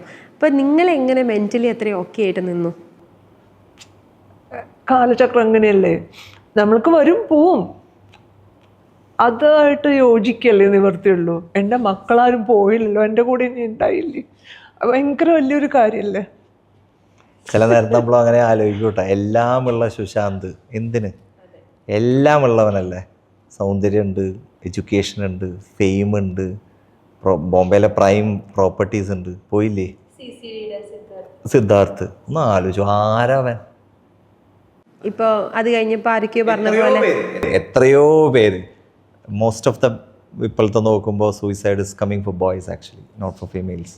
ഇപ്പോഴത്തെ ഒരു ട്രെൻഡിൽ അത് ഫാമിലി ഇഷ്യൂസ് ആവാം, ഫിനാൻഷ്യൽ ആവാം, പ്രേമമാവാം, വോട്ടെവർ എന്താണെങ്കിലും ആണുങ്ങൾക്ക് മെൻ്റൽ ഹെൽത്ത് കുറഞ്ഞു തുടങ്ങിയപ്പോൾ. ശരിക്കും പറഞ്ഞാൽ ഈ ഒരു ലാസ്റ്റ് ഒരു 2 years ആയിട്ട് എനിക്ക് പണ്ടൊക്കെ ഞാൻ ഭയങ്കരമായിട്ട് എല്ലാവരെയും ഇൻസ്പയർ ചെയ്യുന്നു, എല്ലാവർക്കും സമയം കൊടുക്കുമായിരുന്നു, എല്ലാവരും ഞാൻ പറ്റാത്താണെങ്കിലും മോട്ടിവേറ്റ് ചെയ്യും. ചിലപ്പോൾ അവർക്ക് പറ്റില്ലിരിക്കും, പക്ഷെ ഞാൻ വെറുതെ പറ്റും, നിനക്ക് പറ്റൂടാ ചെയ്യടാ. നമ്മൾ മറ്റേ അജു വർഗീസ് പറയില്ലേ, ആവശ്യമില്ലാത്ത മോട്ടിവേഷൻ തന്ന് നശിപ്പിക്കുന്നു നിന്നെ. അതേപോലെ ഞാൻ എല്ലാവരും പ്ലസ് ചെയ്തിരുന്നു. പക്ഷെ ഇപ്പം എന്നെ കാണുന്നതൊക്കെ സങ്കടമുള്ള അമ്മമാർ, എന്നെ കാണാൻ വരുന്നതൊക്കെ പെൺകുട്ടികളല്ല, ഒക്കെ അമ്മമാരും അല്ലെങ്കിൽ മുത്തശ്ശിമാർ. കഴിഞ്ഞ ദിവസം നമ്മൾ ആ സ്കൂളിൽ പോയപ്പോൾ ഒരു അമ്മ അങ്ങനെ നിന്ന് literally she's crying in front of me. എൻ്റെ ദൈവമേ, അവരൊരു മകൻ പുറത്തും വേറെ മകൻ എവിടെയും കിടാം, അപ്പോൾ അവർക്ക് കൊണ്ടുപോകാൻ ആരുമില്ല. നിങ്ങളെ കാണുമ്പോൾ എനിക്ക് ഭയങ്കര അപ്പം ഞാൻ സന്തോഷമല്ലേ വേണ്ടേ, സങ്കടമല്ലല്ലോ വേണ്ടേ. അപ്പോൾ ഞാനിപ്പോൾ ഈ ഒരു ലാസ്റ്റ് ഒരു കപ്പിൾ ഓഫ് ഒരു 1.5 years ആയിട്ട് ഈ സങ്കടം പറയുന്നവരോട് ഞാനും കൂടി ആ സങ്കടം ഉൾക്കൊള്ളുക. അപ്പോൾ ഞാൻ എൻ്റെ ഓഫീസിൽ കൊടുത്തിട്ടുള്ള മാൻഡേറ്ററി ഇതാണ്, എൻ്റെ നമ്പർ ആർക്കും കൊടുക്കരുത് ദയവ്. ഈ കറണ്ട് ബുക്സിൽ അവർ പറഞ്ഞു ബുക്കിൻ്റെ എൻഡിൽ നമ്പർ വെക്കണം, സാധാരണ എല്ലാവരും ചെയ്യുന്നത്. എൻ്റെ നമ്പർ വെക്കണ്ട, കാരണം എന്നെ വിളിച്ച് സങ്കടം പറയുമ്പോഴേ ഞാനും കൂടിയും അവരുടെ കൂടെ സങ്കടം. അതിപ്പോൾ ഒരു മോർണിംഗ് ആണെങ്കിൽ എൻ്റയർ ഡേ പോയി കിട്ടും. നമ്മൾ പറയില്ല ഒരു വിങ്ങല്, ഒരു ഭാരം കൊണ്ടാണ് നമ്മൾ നടക്കുന്നത്. കാരണം ആ ഒരു അമ്മ ഒരു സങ്കടം പറയുമ്പോൾ അവരുടെ മകൻ പുറത്തായിരിക്കും, അല്ലെങ്കിൽ അവരുടെ മകൻ മിണ്ടുന്നുണ്ടാവില്ല, അവരുടെ മക്കള് അവരെങ്ങനെ കൊണ്ടുപോകുന്നുണ്ടാവില്ല. നമ്മളെ കാണുമ്പോൾ അവർക്കും ഇങ്ങനെ യാത്ര ചെയ്യണം എന്നുള്ളൊരാഗ്രഹം വരുന്നു. ഇതൊക്കെ പറഞ്ഞ് സങ്കടപ്പെടുമ്പോൾ ആ സങ്കടത്തിൽ ഞാനും കൂടിയും കയറിയിരിക്കുക. യാത്ര ചെയ്യണമെന്ന് മാത്രമല്ല ശരത്തേട്ടാ, നിങ്ങൾ തമ്മിലുള്ള ഒരു ബോണ്ട് കാണുമ്പോൾ ഇന്നത്തെ ജനറേഷനിൽ ഇല്ലാത്ത പോകുന്നൊരു സാധനമാണ്. എവിടേക്കോ നമ്മൾ ആ ദുബായ് പൂരത്തിന് പോയപ്പോൾ ഒരു പയ്യൻ നിന്ന് കരഞ്ഞ ഓർമ്മയുണ്ട, അവനെങ്ങനെ അവൻ്റെ അമ്മയുടെ അടുത്ത് കുറേ കാലം സംസാരിക്കാതിരുന്നു. എന്നിട്ട് ഞങ്ങളുടെ ഈ വീഡിയോസ് കുറേ കാലം അവനെ കെട്ടിപ്പിടിച്ച് നിന്ന് കരയാ. എന്നിട്ട് അന്ന് ഞാൻ ആദ്യമായിട്ട് കാണാട്ടാ, ഞങ്ങളുടെ വീഡിയോസോ പിക്ചേഴ്സോ വായിച്ചതിന് ശേഷം പുള്ളി അവൻ്റെ അടുത്ത് അമ്മയുടെ അടുത്ത് സംസാരിച്ചു തുടങ്ങി. അപ്പോൾ ആൾ പറയാൻ എൻ്റെ ലൈഫിലെ വലിയൊരു ചാപ്റ്ററാണ് നിങ്ങളെന്ന് പറഞ്ഞു. എനിക്കറിയ പോലും ഇല്ല അവനെ. നമ്മൾ അറിയണവർ if they do like that we are happy, അല്ലെങ്കിൽ നമുക്കതൊരു എന്താ പറയുക, അത് എൻ്റെ ഫ്രണ്ടാണ്. എനിക്ക് അവനെ അറിയ പോലും ഇല്ല. അവനാണെങ്കിൽ ഇങ്ങനെ എന്നെ ഹഗ്ഗിത് നിന്ന് കരയുക പബ്ലിക്ലി, ലൈക്ക് ദുബായ് തൃശ്ശൂർ പൂരത്തിൻ്റെ ഇടയിൽ. അവൻ എനിക്കും ഇങ്ങനെ ഒരാളിങ്ങനെ നിന്ന് കരയല്ലേ, എനിക്കും അങ്ങനെ ഭയങ്കര സങ്കടം വരിക. ഇപ്പം ഈ ഇടയായിട്ട് എനിക്ക് സങ്കടങ്ങൾ എടുക്കാൻ എന്തോ അറിയില്ല, ചിലപ്പോൾ പ്രായാവുന്നതിൻ്റെ ആയിരിക്കാം, തുടങ്ങി നരയുടെ എണ്ണം കൂടുന്നതിൻ്റെ ആയിരിക്കും. ഒരു 5 മിനിറ്റ് മിണ്ടാതിരുന്നേ, ഞാൻ അമ്മയിലേക്ക് പോട്ടെ. അമ്മ ആദ്യമായിട്ട് ഈ മഞ്ഞ് കാണുന്നു, അല്ലെങ്കിൽ ഈഫൽ ടവറിൽ പോകുന്നു, ഭയങ്കര വലിയ ലോകത്തേക്കാണ് പുറത്തേക്ക് ഇറങ്ങുന്നത്. അതും ഒന്നും ചെയ്യാൻ പറ്റില്ല എന്ന് വിചാരിച്ചിരിക്കുന്ന ഈ ഒരു കാലഘട്ടത്തിൽ ആ സമയത്ത് അമ്മയ്ക്കുണ്ടായ ഒരു ഫീലിങ്സ് എന്തായിരുന്നു? ഇത്രയും കാര്യങ്ങളൊക്കെ ചെയ്യാൻ പറ്റുന്ന ഈ പ്രായത്തിൽ. അപ്പോൾ ആ സമയത്ത് അമ്മയ്ക്ക് എന്നാ തോന്നിയേ? എനിക്ക് ആദ്യമായിട്ട് ശരത്ത് വിളിച്ചപ്പോൾ ഞാൻ കുറേ ഇല്ല എന്നൊക്കെ പറഞ്ഞു. അങ്ങനെയാണ് ഞാൻ ആദ്യത്തെ ഒരു ഭയങ്കര ഫെയിമായ അജന്ത എല്ലോറ കേവ്സ് കണ്ട. അതെൻ്റെ മനസ്സിൽ നിന്ന് പോവാത്തൊരു ഇപ്പോഴും എനിക്ക് കാണാൻ ആഗ്രഹമുള്ള ഒരു സ്ഥലം തന്നെയാണ്. കണ്ടു കഴിഞ്ഞില്ല ഇനിയും തുടരണം എന്നൊക്കെ വിചാരിച്ചിരുന്നൊരു സ്ഥലമാണ്. അത് കഴിഞ്ഞു. പിന്നത്തെ യാത്ര ഞങ്ങൾ കാശിയായിരുന്നു. കണ്ടിരിക്കേണ്ട ഒരു സ്ഥലമാണ് കാശി കേട്ടോ. ഭയങ്കര പീസ്ഫുള്ളാണ്. നമ്മൾ രാത്രി എത്ര നേരം വേണമെങ്കിലും ആ കടവിലിരിക്കുമ്പോൾ കിട്ടുന്ന സന്തോഷം ഭയങ്കര രസമാണ്. അത് കഴിഞ്ഞു ഒരു വണ്ടി റെയിൽവേ സ്റ്റേഷനിൽ കിടക്കുകയാണ്, യാത്ര പോകാൻ പറ്റാണ്ട്. അങ്ങനെ അവിടുന്ന് കൽക്ക പോയി. നമ്മൾ ഡൽഹി ഷിംല. ബോംബെക്ക് ഞങ്ങൾ ആക്ച്വലി ഞാൻ തന്നെ പറയണത് അല്ലെങ്കിൽ ഞാൻ മിണ്ടാണ്ടിരിക്കട്ടോ. മിണ്ടരുതോ, അമ്മ പറയട്ടെ. ഡൽഹിക്ക് തിരിച്ചു പോവാണ്. ഡൽഹിക്ക് തിരിച്ചു പോവാൻ വണ്ടി കിടക്കുമ്പോൾ പറഞ്ഞു. അങ്ങനെ ഞങ്ങൾ ചെറുതാക്കട്ടെ കേട്ടോ, മണാലി പോയി. അവിടെയും കൂടി പോയിട്ട് പോവാ. മണാലി. അപ്പൊ അതിന്റെ ഇടയിൽ പോയ സ്ഥലങ്ങളൊക്കെ ആര് പറയും? ധർമ്മശാല പോയി, ഞാൻ കഷ്ടപ്പെട്ട് കൊണ്ടുപോയതാ. മണാലി, കൽക്ക പോയി. അവിടുന്ന് വലിയ യാത്രയല്ലേ. അതായത് ഈ വാരണാസി ആക്ച്വലി 3 days ട്രിപ്പ് ആയിരുന്നു. വാരണാസി ചെന്നു, നമ്മൾ ബനാറസ് യൂണിവേഴ്സിറ്റി ഒക്കെ പോയി. വാരണാസിയിലുള്ള എല്ലാ പരിപാടിയും കഴിഞ്ഞ് 3rd day ഞങ്ങൾ തിരിച്ച് നാട്ടിൽ പോവാണ്. ആ Mughal Sarai railway station to Delhi train എടുത്തു. ആ ട്രെയിൻ ലേറ്റായി. അപ്പം ഇങ്ങനെ ട്രെയിനിലിരിക്കുന്നു, ആകെ പിരിപൊട്ടുന്നു, ആകെ തെക്കും തിരക്ക്, ഒരു രക്ഷയിൽ ഇറങ്ങി ടാക്സി വിളിച്ച് പോയാലൊക്കെ ആലോചിക്കുക. 5 മണിക്കൂർ ഡിലേ വന്നു. വണ്ടി പതുക്കെ നീങ്ങി തുടങ്ങിയപ്പോൾ നമ്മുടെ ടോണിക്കുട്ടൻ്റെ പോലത്തെ ഒരു TT വന്നു. ഒരു ഭയങ്കര കലക്കൻ, ഒരു പാലക്കാടുകാരൻ, ഒരു ചുള്ളൻ, ഫുൾ ഗോപിയൊക്കെ തൊട്ട് മുറുക്കാനൊക്കെ മുക്കും കണ്ടിട്ട് ആൾ വന്നിങ്ങനെ വർത്താനം പറയുന്നു. ഒരു പരിചയമില്ല. അമ്മ കാശിയിലെ പ്രസാദം എടുത്ത് കൊടുക്കുന്നുണ്ട്, അമ്മ തൃശ്ശൂർ പൂരത്തെ കുറിച്ചിട്ട് സംസാരിക്കുന്നുണ്ട്. ഞങ്ങൾ ആനമയിലൊട്ടകാണ്, ഞങ്ങൾ 15 ആനപ്പുറത്ത് വെക്കും, സാറെപ്പോഴെങ്കിലും പൂരം കണ്ടിരിക്കേണ്ടതാണെന്നൊക്കെ പറയുന്നത്. അപ്പം ഞാൻ ഇതെന്തിനാ ഇപ്പം ഇയാളോട് പറയണതൊക്കെ ആലോചിക്കുന്നുണ്ട് കേട്ടോ. കുറച്ച് കഴിയുമ്പോൾ പുള്ളിയോട് ഞാൻ ചോദിച്ചു, സാറിനി എന്നാ ആ കോൺവെർസേഷൻ ഒന്ന് എൻഡ് ചെയ്യാൻ വേണ്ടി, സാറിനി എന്നാ തിരിച്ച് നാട്ടിലേക്ക് എന്നാണ്? അപ്പോൾ ആൾ പറഞ്ഞു, ഈ വണ്ടി നേരെ ഷിംലയ്ക്കാണ്, ഷിംല പോയി ഈ വണ്ടി നേരെ തിരിച്ചു പോകുമ്പോൾ ഞാൻ നാട്ടിൽ പോകുള്ളൂ എന്ന്. അപ്പം ഞാൻ അങ്ങനെ ഇരിക്കുന്നുണ്ട്, അമ്മ നോക്കുന്നുണ്ട്, ഞാൻ അങ്ങനെ ഇരുന്ന് വീണ്ടും നോക്കി, എന്നാ വിട്ടാലോ എന്ന് ചോദിച്ചു. അങ്ങനെ ഡ്രസ്സ് പോലും ഇല്ല, ഞങ്ങൾ ഷൂസ് പോലും ഇല്ല, ചെരുപ്പിട്ടിട്ടാ. എന്താ വെച്ചാൽ തണുപ്പിലേക്കാണല്ലോ പോകണ്ടേ. അപ്പം എന്നാൽ ഞാൻ വിട്ടാലോ എന്ന് ചോദിച്ചു. അപ്പം അമ്മ പറഞ്ഞു, ആ പോവാന്ന് പറഞ്ഞു. അമ്മ ഒരു മഞ്ഞ് കണ്ടതിന് ശേഷം പിന്നെ എല്ലാത്തിനും ഓക്കെയാണ്. ആ ഡൽഹിയിലേക്ക് പോയിട്ട് ഡൽഹിയിൽ നിന്ന് പിറ്റേ ദിവസം ഫ്ലൈറ്റ് ഉള്ളതാ.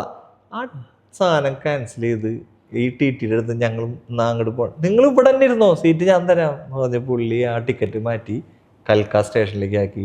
കൽക്കയിൽ ചെന്നിറങ്ങി. അന്നത്തെ ദിവസം അവിടെ നിന്നു. നെക്സ്റ്റ് ഡേ ഷിംല ഫുള്ള് കറങ്ങുന്നു. രാവിലെ തന്നെ നേരെ പോയി ഷൂസ് മേടിച്ചു.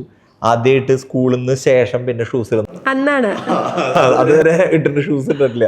അങ്ങനെ ഷൂസ് മേടിച്ചു, ജാക്കറ്റ്സ് മേടിച്ചു, ഗ്ലൗസ്, ക്യാപ്സ് ഒക്കെ മേടിച്ച്, സാരിയൊക്കെ ഡ്രൈ ക്ലീനിൽ കൊടുത്തു. കാരണം ഡ്രസ്സില്ല കയ്യിൽ.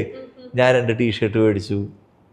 അങ്ങനെ അവിടെ നേരെ ആ യാത്രയായിരുന്നു. ഇവിടെ പത്രമാധ്യമങ്ങൾ എല്ലാവരും ഭയങ്കരമായിട്ട് നിങ്ങളെ രണ്ടുപേരെ ആഘോഷിച്ച ഒരു സമയം അല്ലേ? 2016 മറ്റേ കേസ് നടക്കുന്ന സമയം. അതെ അതെ അതെ, കേസ് നടക്കുന്ന സമയത്ത് മറ്റേ അവിടെ മറ്റേ എന്നിട്ട് ഇവിടെ ബാലികാച്ചൽ. പക്ഷെ ആ യാത്ര അമ്മയെ സംബന്ധിച്ച് ഭയങ്കര ഒരു കണ്ണ് തുറപ്പിച്ചൊരു യാത്രയായിരുന്നു അല്ലേ? ഞാൻ മഞ്ഞ ആദ്യമായിട്ട് കാണാൻ മോളെ. എവിടെ ഒരു ഏതൊക്കെയോ ഹിന്ദി സിനിമ ബോബിയിലൊക്കെ മഞ്ഞിൽ കിടന്ന ഫ്രിഡ്ജില് അത് പിന്നെ മലയാളി അമ്മമാര് കാണുമല്ലോ. അതൊക്കെ ഉള്ള സന്തോഷം കൊണ്ട് ഞാനും മഞ്ഞിൽ കിടന്നവരുണ്ട്, കുറെ വാരി കഴിച്ചു. അപ്പൊ കുറച്ച് കഴിയുമ്പോ ശരത്ത് പറഞ്ഞ അതിൽ നായമൂത്രം വെല്ലൊക്കെ ഉണ്ടാവട്ടെ. അത് എന്റെ സാധാരണ അമ്മമാരല്ലേ പറയാ, മതി വാ കേറ്. എന്റെ പേടി എന്താ വെച്ചാൽ നമ്മുടെ ഷൂസൊക്കെ സാധാ ഷൂസാണല്ലോ. അപ്പൊ ഫ്രോസ് ബൈറ്റ് വരുമോ, കാല് മസില് കയറുമോ? അല്ല, ഈ മഞ്ഞിൽ ഇത്ര നേരം നിന്നാ ബ്ലഡ് കട്ട പിടിക്കും. പിന്നെ കട്ടല്ലോ, വേറെ റിപ്പയർ ഇല്ല. അപ്പൊ എനിക്ക് പേടി തുടങ്ങി. ഇടയിൽ ഫോണുണ്ട്, അപ്പൊ ഞാനിങ്ങനെ മതിയമ്മ കേറ് പോവാ, നമുക്ക് ഇനി അതും കൂടി താങ്ങാൻ വയ്യ. അത് കാരണം അപ്പൊ ഒരു 5 മിനിറ്റ് കൂടി വന്ന് വീണ്ടും അതിൽ തന്നെ. ഞാൻ നോക്കുമ്പോ കിടന്ന് ഉരുളുക, ആ സ്നോയില് കിടന്ന് റോൾ ചെയ്യുക. അന്ന് കഴിച്ച അവിടെ നിന്ന് മാഗി കഴിച്ച് ഇപ്പോഴും നല്ല രസം. മാഗി അവിടുത്തെ നാഷണൽ ഫുഡാ. ആ തണുപ്പത്ത് ചൂടുള്ള മാഗി കിട്ടും, ഭയങ്കര ടേസ്റ്റ്. അതല്ലെങ്കിൽ തണുപ്പുള്ള സ്ഥലത്ത് പോയിട്ട് മാഗി കഴിക്കാൻ ഭയങ്കര ടേസ്റ്റാ. മൂന്നാർ കഴിച്ചാലും മതി. ഞങ്ങള് 3 നല്ല കഴിച്ചിട്ടുള്ളൂ. അപ്പോൾ ഈ അത് കഴിഞ്ഞ് തിരിച്ചു വന്നു, ഈ പ്രശ്നങ്ങൾ നടക്കുന്നുണ്ട്. അതൊരു സൈഡിൽ കൂടെ അച്ഛൻ ഈ പറഞ്ഞ പോലെ പ്രോപ്പർട്ടിയൊക്കെ വിറ്റ് സോർട്ട് ചെയ്ത് ഒരു രീതിയിൽ നമ്മൾ ബാക്ക് ടു എല്ലാം നോർമലാക്കി വരികയാണ്. അപ്പോഴാണ് അടുത്ത 2ാമത്തെ യാത്രയിലേക്ക് പോകുന്നത്. ഓക്കെ, അത് കഴിഞ്ഞിട്ട് പിന്നെ ശരത്തേട്ടനാണോ അമ്മയാണോ യാത്ര പോകാൻ ഇനീഷ്യേറ്റീവ് എടുക്കുന്നത്? അമ്മ ഓൾവേസ്. ഇപ്പോ വന്നിട്ടുള്ളോ, ഇപ്പോഴും അടുത്തത് എപ്പോഴാന്ന് ചോദിച്ചിട്ടിരിക്കുന്നത്. അതായത് ഞങ്ങള് പാരീസിൽ നിന്ന് എത്തിയിട്ട് 5th ഡേ, ഇന്ന് 5 ദിവസമായിട്ടുള്ള ഞങ്ങൾ എത്തിയിട്ട്. ഇപ്പോഴും ചോദിച്ചുകൊണ്ടിരിക്കുന്നത് അടുത്ത എങ്ങടാ നമ്മള് പ്ലാൻ, എങ്ങടാ അടുത്ത നമ്മൾ എങ്ങടാ പോണേ. അതെന്താ വെച്ചാൽ അവൻ ദുബായിക്ക് 2 മാസം കഴിഞ്ഞിട്ട് പോകുമെന്ന് പറഞ്ഞിട്ടുണ്ട്.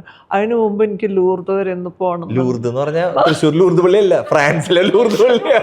അവിടേക്ക് പോകണമെങ്കിൽ എനിക്ക് വേളാങ്കണ്ണി പോയി ഒന്ന് ഒപ്പ് വെച്ചിട്ട് പോകാൻ പറ്റുള്ളൂ. അപ്പൊ വേളാങ്കണ്ണി പോണം. ലിസ്റ്റ് ഇങ്ങനെ നീണ്ടിരിക്കുകയാണ്. കറക്റ്റാണ്. ഇപ്പൊ കറക്റ്റായി. അമ്മ കണ്ടേക്കുന്നതിൽ അമ്മയ്ക്ക് ഏറ്റവും ഇഷ്ടപ്പെട്ട ഇനി ഒന്നുകൂടെ പോയി കാണണമെന്ന് പറയുന്ന ആ ഒരു സ്ഥലം ഏതാ? എനിക്ക് ലഡാക്ക്. തൃശ്ശൂർ പൂരം. തൃശ്ശൂർ കഴിഞ്ഞാൽ പിന്നെ ലഡാക്കാണ് എൻ്റെ ഏറ്റവും വലിയ. എനിക്ക് അവിടുത്തെ സന്തോഷം വേറെ എവിടെയില്ല. ലഡാക്ക് ഭയങ്കര ഒരു സംഭവം തന്നെയാണ്. ഇവൻ 5 പ്രാവശ്യം കൊണ്ട് എന്തിനാ ദൈവം ഇത്ര അധികം പോണേന്നൊക്കെ ഞാൻ അന്ന് വിചാരിച്ചിട്ടുണ്ട്. ഞാൻ പോയിപ്പോ അത് സത്യമാണ്. അവിടെ കിട്ടണ സന്തോഷം വെറുതെ അല്ലേ ഈ പിള്ളേർ പോണേ. ഞാൻ അന്ന് ആ കുട്ടികളോട് ഭയങ്കര പോട്ടെ, എല്ലാ കുട്ടികളും പോയി കാണേണ്ട സ്ഥലമല്ലേ. അവിടുത്തെ ജനങ്ങളും അത്ര നല്ലവരാ. എപ്പോൾ കണ്ടാലും ജൂലൈ അവർ ഭയങ്കര ഉള്ളിൽ നിന്ന് തലയിലൊരു കെട്ട് വിറക് വെച്ചിട്ടുണ്ട്. അവരും ഉടനെ പറയും ജൂലൈ. നമ്മള് നമസ്തേ പറഞ്ഞ പോലെ ഭയങ്കര പരിചയമില്ലെങ്കിലും ഞങ്ങൾ താമസിച്ച ഹോം സ്റ്റേ ആയിരുന്നു. അവിടുത്തെ ആദു എന്ന് പറഞ്ഞ ആളുടെ ഒരു സ്നേഹമൊക്കെ കാണണം. അവരുടെ ഭാര്യ, എനിക്ക് ഹിന്ദി ഒന്നും ഇംഗ്ലീഷും അറിയില്ല, പക്ഷെ ഞങ്ങൾ എങ്ങനെയൊക്കെയോ നല്ല സംസാരങ്ങളൊക്കെ സംസാരിച്ചു മുറി ഇംഗ്ലീഷിലൊക്കെ. പക്ഷെ ഞങ്ങള് 2-3 ദിവസം താമസിച്ചു. അതായത് അവരുടെ കോട്ടേജിൽ താമസിക്കുമ്പോൾ കർട്ടൻ മാറ്റിയ ഫുൾ സ്നോ ക്യാപ്ഡ് മൗണ്ടൻസ് ആണ്. അതായത് നമ്മളിങ്ങനെ വെറുതെ ഇങ്ങനെ നമ്മളിങ്ങനെ കിടന്നിങ്ങനെ നോക്കുമ്പോൾ ആപ്പിൾ ഉണ്ടായിരുന്നു, മലനിരകൾ മുഴുവൻ മഞ്ഞ്, ഫ്രഷ് ആപ്പിൾ പൊട്ടിച്ച് കഴിക്കാം. പിന്നെ ഇങ്ങനെ റൂമിൽ കിടന്നു നോക്കി കഴിഞ്ഞാൽ ഫുൾ ഇങ്ങനെ മൗണ്ടെയിൻസ് ഇങ്ങനെ ഹിമാലയാസ് ഇങ്ങനെ നിൽക്കുക. അത് രാത്രി ഇങ്ങനെ മിന്നി കാണാം. നിർത്തിക്കേ, ഇതിപ്പോ പോകാൻ പറ്റാതെ പോയിരിക്കണം. എല്ലാവർക്കും ആ ഹോം സ്റ്റേയിൽ ഞങ്ങൾ താമസിച്ചു. നമ്മൾ 3 ദിവസം താമസിച്ചു അല്ലേ, 3-4 ദിവസം താമസിച്ചു. അവിടുന്ന് ഇറങ്ങുമ്പോ പിന്നെ നമ്മൾ കാർദുങ്ങിലെ പോയി തിരിച്ചു വരും ചെയ്തു.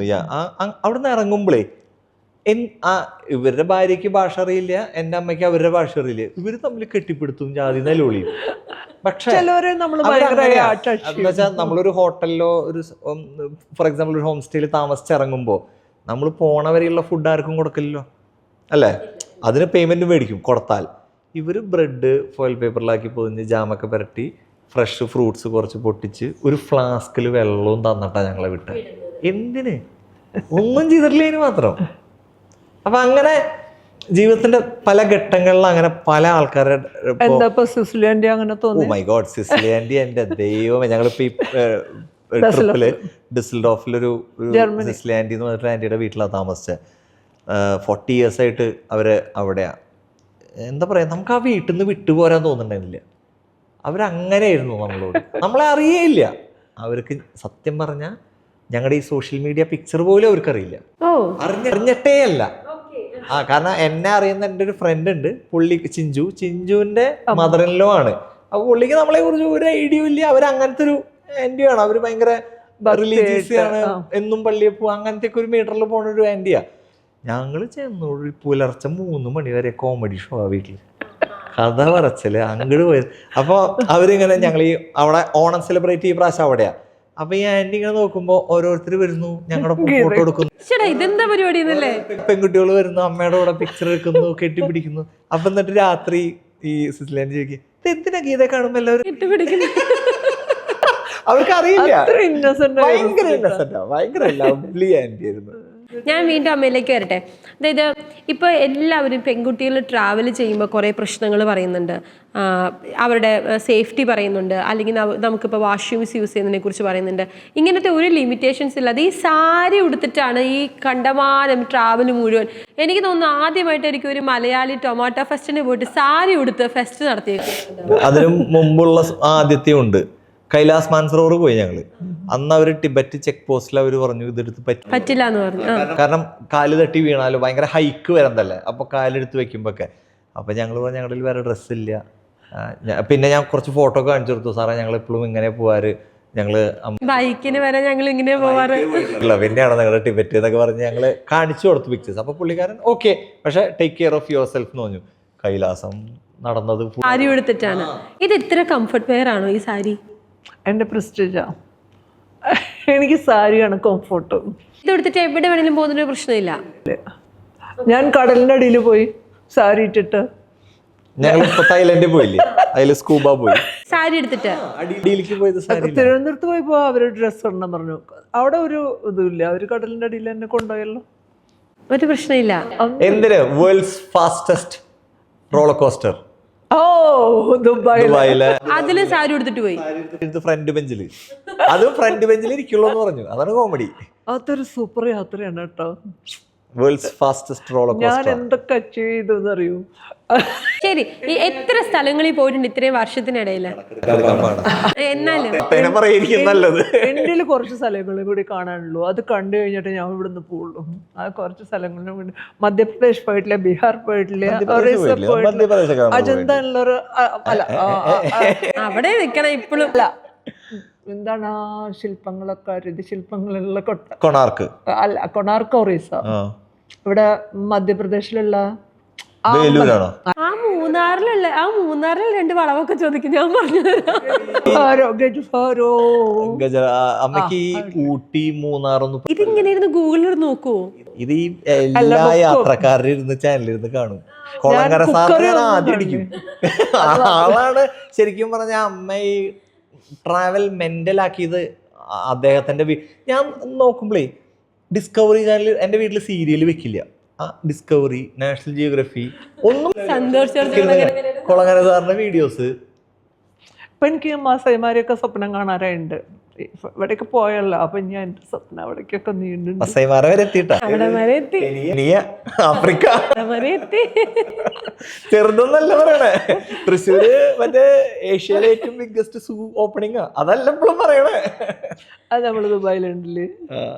അമ്മ, ഈ പെൺകുട്ടികൾ യാത്ര ചെയ്യുമ്പോൾ ഒരുപാട് പ്രശ്നങ്ങളുണ്ട്. ഈ ബാത്റൂം തീർച്ചയായിട്ടും നമ്മുടെ ഇന്ത്യയിൽ ഭയങ്കര മോശമാണ്. നമ്മൾ എവിടെ പോയാലും ടോയ്ലറ്റ് യൂസ് ചെയ്യാം. അതിപ്പോ മേ ബി നമ്മളിപ്പോ ഈ ഒരു ഷെങ്കൻ ഈ ഒരു ജർമ്മൻ ട്രിപ്പ് കഴിഞ്ഞ് വന്നോണ്ടായിരിക്കും തോന്നുന്നത് കേട്ടോ. കാരണം വെരി നീറ്റ്, വെരിയല്ല ബ്ലഡി നീറ്റ് അങ്ങനെയും പറയാം.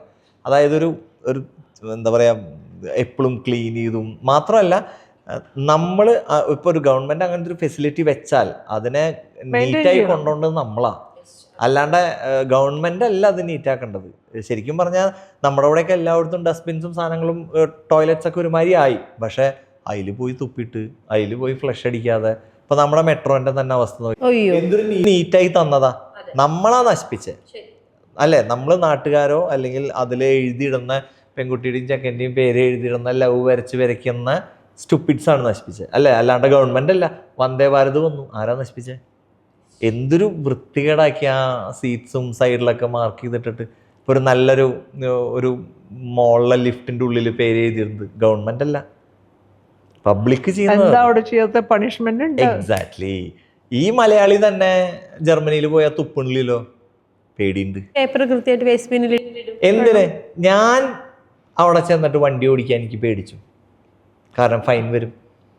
ഫൈൻ ഇംഗത്തിന്റെ പെർസെന്റേജാ ഫൈൻ ഫിൻലൻഡ്. അല്ലാണ്ട് നമ്മുടെ അവിടെ പോലെ 5000 250 അല്ല, ഇംഗത്തിന്റെ പെർസെന്റേജാ ഫൈൻ.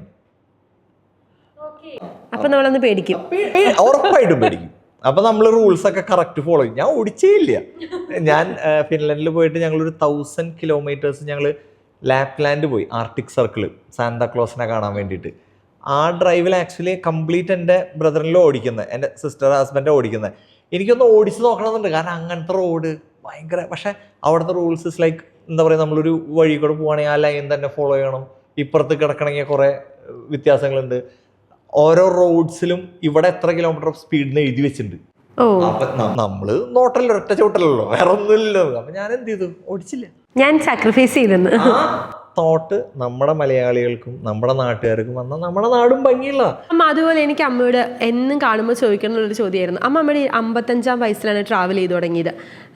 ഇപ്പോഴും ചെറിയ പ്രായത്തിൽ പോലും വീടിൻ്റെ 4 ചുവരുകളല്ലാതെ അല്ലെങ്കിൽ നമ്മൾ താമസിക്കുന്ന ആ സറൗണ്ടിങ്സ് അല്ലാതെ, അവിടുത്തെ അടുത്തുള്ള കടയല്ലാതെ, ആ ടൗൺ അല്ലാതെ കണ്ടിട്ടില്ലാത്ത ഒരുപാട് ആളുകൾ നമ്മുടെ ചുറ്റുമുണ്ട്. കൂടുതലും പെൺകുട്ടികളാണ്. കാരണം ഒരുപാട് ലിമിറ്റേഷൻസ് നമ്മുടെ സൊസൈറ്റി വെച്ചേക്കുന്നത് കൊണ്ട്. ഇപ്പം ഞാനൊക്കെ ലോകം കണ്ടു തുടങ്ങിയത് എനിക്ക് തോന്നുന്നു എൻ്റെ 25-ാമത്തെ വയസ്സൊക്കെ കഴിഞ്ഞതിന് ശേഷമായിരിക്കും. അപ്പം അങ്ങനെയുള്ള ആളുകളോട് അമ്മയ്ക്ക് എന്നാ പറഞ്ഞു കൊടുക്കാനുള്ള? ഇത്രയും ട്രാവൽ ചെയ്തു, ഇത്രയും കൾച്ചറിൽ യാത്ര ചെയ്തു, ഇത്രയും ആളുകളെ കണ്ടു, ഒരുപാട് ലൈഫിൽ മെമ്മറീസ് ഉണ്ട്. ഓരോ യാത്ര കഴിഞ്ഞ് വരുമ്പോഴും ഓരോ അനുഭവങ്ങൾ കൊണ്ടാണ് വരുന്നത്. അവരോടൊക്കെ ഗീതാമ്മയ്ക്ക് എന്താ പറയാനുള്ളത്? എനിക്ക് എപ്പോഴും ഒരു കൈ ഉണ്ടായിരുന്നു ഇവിടെ. പക്ഷെ ഇന്നത്തെ പെൺകുട്ടികൾക്ക് ഒരു ആവശ്യമില്ല. ഗൂഗിൾ നോക്കുക, സെർച്ച് ചെയ്യുക, നല്ല രാത്രി ആകുമ്പോഴേക്കും ഒരു കോട്ടയിൽ താമസിക്കുക, ഒരു ബുദ്ധിമുട്ടില്ല. പക്ഷെ ഭയങ്കര ആഗ്രഹമുള്ള അമ്മമാർക്കൊക്കെ യാത്ര പോകാൻ വൈകിക്കരുത്. ഞാനോ വൈകിപ്പോയി. ഇത്തിരി നേരത്തെ വിളിച്ചപ്പോൾ പോകായിരുന്നു. റിഗ്രറ്റ് ഇപ്പം ഉണ്ടല്ലേ? നല്ല കാര്യമുണ്ട്. നമുക്ക് ആ യാത്രയിൽ കിട്ടുന്ന എനർജി ഭയങ്കര. ഞാൻ ഇപ്പോൾ ഈ ടവറൊക്കെ കണ്ട് ഫുൾ എനർജി, ബാറ്ററി ഫുള്ളാണ്, 100% ഫുൾ ചാർജ്. ആ കിട്ടുന്ന സന്തോഷം വേറെ ഒന്നും കിട്ടില്ല എന്നെ സംബന്ധിച്ചിടത്തോളം. എല്ലാവർക്കും അങ്ങനെ ആവണമെന്നില്ല. ഞാൻ അതിൽ ഭയങ്കര. ഈ യാത്ര തരുന്ന ലഹരി എന്താ? അത് ഒരാൾക്ക് പകർന്നു തരാൻ പറ്റില്ല. എന്നെ കാണുമ്പോൾ തന്നെ മനസ്സിലാവില്ല. എനിക്കത് ഭയങ്കര സന്തോഷം. ഒന്നുമില്ല, എനിക്ക് എൻ്റെ വടക്കുന്നാഥൻ്റെ ഒരു പ്രദക്ഷിണം വെച്ചാലും ഞാൻ ഹാപ്പിയാണ്. പുറം ലോകം ഒന്ന് കാണുന്നുള്ളതും ഓരോ ഉയരങ്ങളിലെത്തി. ഇപ്പൊ ഈ ഫെൽ ടവർ ഇനി എവിടെ അതിനിടയ്ക്ക് കൂടെ ഇടയ്ക്കിടയ്ക്ക് പറയണ്ടത് എപ്പിസോഡിൽ തന്നെ എത്ര പ്രാവശ്യം പറഞ്ഞു നിങ്ങളൊന്ന് കണ്ടുപിടിക്കണേ. അതെന്താന്ന് വെച്ചാൽ ഞാൻ പഠിക്കണ പാഠത്തില് കറുത്തൊരു ഫെൽ ടവറാണ് എന്നും എൻ്റെ മൈൻഡ്. ബ്ലാക്ക് ആൻഡ് വൈറ്റ് അല്ലേ? ആ ബ്ലാക്ക് ആൻഡ് വൈറ്റ് ചിത്രങ്ങൾ കണ്ടിട്ടുണ്ടെങ്കിലും ഈ സ്വർണ്ണ കളറുള്ള വിശാലമായ ഒരു ഭൂമിയിൽ ഇത് മാത്രം ഇങ്ങനെ ഫുൾ ഇങ്ങനെ അത് ഇവിടെ ബുർജൊക്കെ കണ്ടാലും അതിനൊന്നും ഈ ഒരു ഭംഗിയില്ല. ഇതൊരു ഭയങ്കര സംഭവമായിട്ടാണ്. അല്ല, ആ ഹാപ്പിനെസ് മുഴുവൻ അമ്മയുടെ ആ ഫോട്ടോയിൽ ഉണ്ടായിരുന്നു. ആ കെട്ടിപ്പിടിച്ച് ഉമ്മ കൊടുക്കുന്ന ഒരു ഫോട്ടോ ഉണ്ടല്ലോ. സന്തോഷിപ്പിക്കാനുള്ള എനിക്ക് കിട്ടിയ സന്തോഷമാണ് ഞാൻ പറയുന്നത്. എനിക്ക് അത്രയ്ക്ക് സന്തോഷമായി. ഞങ്ങൾ പാരീസിൽ 6 ദിവസം ഉണ്ടായിരുന്നു. 6 ദിവസം ഞങ്ങൾ അവിടെ ഇരുന്ന് കണ്ടു. ലൈറ്റിങ് കഴിയണവരെ അവിടെ മുമ്പിൽ പോയി ഇങ്ങനെ നോക്കിയിരിക്കും. എവറി 1 hour അവർ ലൈറ്റ് ഇടും, ആ ഫ്ലിക്കറിങ് ലൈറ്റ്സ് ഇങ്ങനെ സ്പാർക്കിൾ ചെയ്യുന്നത്. അപ്പൊ 1 മണിക്കൂർ ആ തണുപ്പത്ത് കത്തണ കാണാനായിട്ട് ഓരോ സൈഡിൽ ഇറങ്ങും തോറും പല പല ഭംഗിയാ. അതിനും ഭയങ്കര ഭംഗിയുള്ള ഒരു സംഭവമായിട്ട് എപ്പോഴെങ്കിലും ജീവിതത്തിൽ കാണുക എന്നുള്ളൊരു മഹാഭാഗ്യം എനിക്ക് കിട്ടി. ഇപ്പം പറയണോണ്ട് ഞാൻ ലോട്ടറി ടിക്കറ്റ് ഒക്കെ എടുത്തിങ്ങനെ കാത്തിരിക്കും എന്ന് പോവാൻ. ലോട്ടറി ടിക്കറ്റ് എടുക്കും, ഇതേവരെ അടിച്ചിട്ടില്ല. ഏത് ഇത്ര കാലായിട്ട് അമ്മ ഈവൻ അമ്മയുടെ ചേട്ടന്റെ മക്കളും ചേച്ചിയുടെ മക്കളൊക്കെ കളിയാക്കി തുടങ്ങി. ലോട്ടറി പോകാനല്ലേ? എന്റെ ചേട്ടന്റെ മോള് എവിടെ ചെന്ന് കടയിൽ കണ്ടാലും ഡ്രീം. അത് കാരണം അവർക്ക് വരെ അറിയാം. അത് അങ്ങോട്ട് സാധിച്ചു. കുഞ്ഞുമോള് എവിടെ ചെന്നാലും ഒന്നില്ലെങ്കിൽ എന്തെങ്കിലും സ്റ്റിക്കർ, ഇഫൽ ടവറിന്റെ സ്റ്റിക്കർ മേടിച്ചോണ്ട് വരും. അച്ഛമ്മ അതാ. അവരുടെയൊക്കെ മനസ്സിൽ ഈ ട്രാവൽ ചെയ്തിട്ട് ഇവരെ വിളിച്ചിട്ട് എന്ത് പറഞ്ഞു ഇത് കണ്ടു കഴിഞ്ഞപ്പോ ഞങ്ങള് വീഡിയോ കോൾ ചെയ്ത് കാണിച്ചു കൊടുത്തു. ഈവൺ അവൾക്ക് 8 വയസ്സുള്ളൂ, അരുന്ധതി എന്നാ പേര്. അവള് പറയും ഞാൻ പഠിച്ചു വലിയ ആളായിട്ട് കാശുണ്ടാക്കിയിട്ട് അച്ഛമ്മയെ ഫുൾ ടവറിലേക്ക് വിടുന്നു. അതായത് അത്രയും ഡ്രീമായിട്ട് പറയുമ്പോ ഇത്രയും ഒരു എക്സൈറ്റ്മെന്റ്. ആക്ച്വലി ശരിക്കും പറഞ്ഞപ്പോ ഒരു എന്താ പറയാ, ഒരു അപ്പർ ക്ലാസ് അല്ലെങ്കിൽ ഒരു വലിയ ഒരാൾക്ക് ഈഫിൽ ടവർ എന്ന് പറയുന്നത് ഇന്ന് രാവിലെ കയറി പാരീസിലെ ലാൻഡ് ചെയ്ത് ഈഫിൽ ടവർ കയറി എത്രയോ 5000 എത്രയാണ് മുകളിലേക്ക് കയറാനുള്ളത്, അത് അടച്ച് താഴെ ഇറങ്ങി ഫ്ലൈറ്റ് എടുത്ത് തിരിച്ചു വരാവുന്ന കാര്യമുള്ളൂ. ഇതിന് അത്ര വലിയ എക്സ്പെൻസ് ഉള്ള കാര്യമൊന്നല്ല. പക്ഷെ അതൊരു ടൈം വരണം അല്ലേ? അതിനൊരു നേരവും സമയവും ഒക്കെ കൃത്യമായി വരണം. ഇപ്പൊ കൈലാസ് മാനസരോവർ ഞങ്ങൾ പോകുമ്പോൾ ഞങ്ങൾ പോയ ബാച്ചിന് തൊട്ടു മുമ്പത്തെ ആൾക്കാർ മൗണ്ടൻ കണ്ടില്ല, കൈലാസം കണ്ടില്ല. ക്ലൗഡ് വന്നു, നമുക്ക് കാണാൻ പറ്റി. ക്ലൗഡ് വന്ന് മൂടിപ്പോയി. അത് കഴിഞ്ഞ തൊട്ട ബാച്ച് നെക്സ്റ്റ് ബാച്ചാ. അത് ക്രോസ് ചെയ്യുമ്പോൾ അവർ ഞങ്ങളുടെ അടുത്ത് പറഞ്ഞു ഒന്നും കാണാൻ പറ്റിയില്ല, ഞങ്ങൾ കുറേ വെയിറ്റ് ചെയ്തു, മൗണ്ടൻ ക്ലൗഡ് ഇങ്ങനെ നിറഞ്ഞിരിക്കുന്നു. ഞങ്ങൾ പോയപ്പോൾ എല്ലാവരും കണ്ടു. ഞാൻ ചോദിക്കട്ടെ, കാശില്ലാത്തത് കൊണ്ട് പോകാൻ പറ്റാതിരുന്നിട്ടുണ്ടോ? എത്രയോ തവണ ഞങ്ങൾ ഈ കൈലാസ് മാനസരോവർ ട്രിപ്പ് പോയത്. ഫസ്റ്റ് ഓഫ് ഓൾ ഇപ്പോൾ ഇവിടെ പറയാവുന്നത് എന്താ വെച്ചാൽ നമ്മൾ അങ്ങനെ ഒരു വലിയ ലോസിലിരിക്കുന്ന ഒരു നേരം.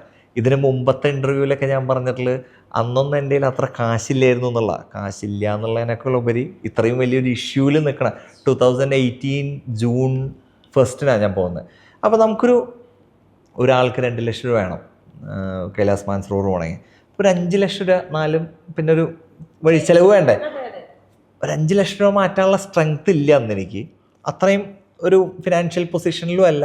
ഇഷ്യൂസ് ഫിനാൻഷ്യലി പ്രശ്നങ്ങളുണ്ട്, മെന്റലി പ്രശ്നങ്ങളുണ്ട്. മെന്റലി ഒന്നും ഇല്ല അന്ന്, ഞാൻ ലോസ്റ്റാണ്. അപ്പം ഇത്രയും മല പോലെ ഇഷ്യൂസിൻ്റെ ഇടയിൽ ഇത്രയും കാശ് മാറ്റാൻ പറ്റില്ല എന്നുള്ളത് ഒരു കാര്യം. രണ്ടാമത്തത് 60 വയസ്സ് കഴിഞ്ഞാൽ പോകാൻ പറ്റില്ല. ഇനി 61ാമത്തെ വയസ്സിൽ കാശ് വന്നു നോക്കി പോകാൻ പറ്റില്ല. അപ്പൊ പോയേ പറ്റൂ ആ സമയത്ത്. അപ്പൊ അന്ന് ചേച്ചി ഫിൻലൻഡിൽ പോണതിന് മുമ്പ് ബാങ്കിൽ വെക്കാൻ വേണ്ടി ലോക്കറിൽ വെക്കാൻ സ്വർണം സേഫായി വെക്കാൻ എൻ്റെ കയ്യിൽ തന്നു. ഞാൻ ആ സ്വർണ്ണം എടുത്ത് നേരെ ബാങ്കിൽ തന്നെ വെച്ചു, കുറച്ച് കാശിന് സേഫ് ആയിട്ട് വെച്ചു. ആ സ്വർണം പണയം വെച്ചിട്ടാണ് ഞങ്ങൾ ആ കൈലാസ് മാനസരോവർ യാത്ര പോയത്. പറഞ്ഞാൽ ചിലപ്പോൾ ആരും വിശ്വസിക്കില്ല. നമ്മൾ ജീവിതത്തിൽ ഒന്നിലേക്ക് കുറേ ലോസ് കണ്ടു, ഐ മീൻ പ്രോഫിറ്റും സാധനങ്ങളും ഒന്നും കണ്ടില്ല. നമ്മൾ ഒരുപാട്, ഇനിയൊരു തകർച്ച എൻ്റെ ജീവിതത്തിൽ ഇല്ല, ഇനിയൊരു തകർച്ച ഞാൻ കാണില്ല. ഒരു ഫെയിലിയറിൻ്റെ എല്ലാ ആംഗിൾസും ഞാൻ കണ്ടു, എല്ലാ ഡൈമെൻഷൻസും ഞാൻ കണ്ടു. അല്ല, ഒരുപാട് പേര് കഥ പറഞ്ഞിട്ടുണ്ട്. പക്ഷേ ശരത്തേടൻ കഥ പറയുമ്പോൾ ഇത്രയും കാലം ആർക്കും അറിയാതിരുന്നൊരു കഥയാണ് ഇന്ന് ഹോട്ട് സീറ്റിൽ എന്ന് പറഞ്ഞത്. എനിക്ക് അങ്ങനെ ആ ഒരു ഫേസ്, എന്തിനാ നമ്മൾ നമ്മുടെ ഒരു ബാഡ് ഫേസ് കാണിക്കണേ എന്നുള്ളൊരു തോട്ട് ഉണ്ടായിരുന്നു. അല്ലെങ്കിൽ നമ്മുടെ ഒരു ഫെയിലിയർ എന്തിന് നമ്മൾ, പക്ഷേ ഞാൻ ആ ഫെയിലിയേഴ്സ് പറഞ്ഞു കൊടുത്തിട്ടുള്ള കുറേ പേർക്ക്, അല്ലെങ്കിൽ കുറച്ച് ബിസിനസ്സായിട്ടുള്ള റിലേറ്റ് ചെയ്തിട്ടുള്ള എൻ്റെ ഫ്രണ്ട്സൊക്കെ ഇന്ന് അവരുടെ അങ്ങനത്തെ ഒരു ഫേസ് വരുമ്പോൾ അപ്പം എന്നെ വിളിക്കും. ഇതൊരു സെക്ടർ ഓഫ് ഫെയിലിയേഴ്സ് നോക്കിയാലും I have some people around. Maybe അത് ഇങ്ങനെയൊന്നും പറ്റിയില്ലെങ്കിൽ നമുക്കിത് അറിയില്ലായിരുന്നല്ലോ, അല്ലേ? അപ്പം അതുപോലെ ചോദിക്കട്ടെ, ഇപ്പം നമ്മൾ നീരവ് മോദി പറ്റിച്ച് കടങ്ങളുടെ മുകളിൽ കടങ്ങളുമായിട്ട് മറ്റേ സിനിമയിൽ 200 കോടിയുടെ ആസ്തി ഉണ്ട് എൻ്റെ കൂട്ടുകാരന്, ഇതിനപ്പുറം വേണമെങ്കിൽ മാത്രമെന്ന് പറഞ്ഞ പോലെ എൻ്റെ അപ്പന് ഇത്രയും പറമ്പുണ്ട്, ഇതിനപ്പുറം ഉണ്ടെങ്കിൽ എന്നെ തോൽപ്പിക്കാൻ പറ്റുള്ളൂ എന്നുള്ള രീതിയിലായിട്ട് നമ്മൾ നിന്ന് അവസാനിപ്പിച്ചത്. പക്ഷെ ഇന്ന് ശരത്തേടൻ കുറേ കാര്യങ്ങൾ ചെയ്യുന്നുണ്ട്, കുറേ ബിസിനസ്സുകളിൽ കുറേ കാലമെടുത്തു. എനിക്ക് തോന്നുന്നൊരു 2014, 15, 16, 17, 18, 19, 20 അല്ലെങ്കിൽ കൊറോണയ്ക്ക് ശേഷമാണ് ഞാൻ പലയിടത്തും അസോസിയേറ്റ് ചെയ്യാൻ തുടങ്ങിയത്. അത് ചിലപ്പോൾ ഒരു പേടിയായിരിക്കാം, ചിലപ്പോൾ നമ്മൾ എന്തെങ്കിലും ചെയ്താൽ ഇനിയും വീഴുമോ, ഒരു ട്രോമയായിരിക്കാം, ടെൻഷനായിരിക്കാം, ട്രോമ, അല്ലെങ്കിൽ മൈറ്റ് ബി ആ ഫെയിലിയറിന് ഇത്ര അധികം കണ്ടിട്ടേ ഇനിയും കാണണോ എന്നുള്ളൊരു തോട്ട് കൊണ്ടായിരിക്കാം. ഇപ്പോഴും I'm not saying I'm in a good shape, അല്ലെങ്കിൽ ഞാൻ ഭയങ്കര സംഭവമായ ഒന്നുമില്ല.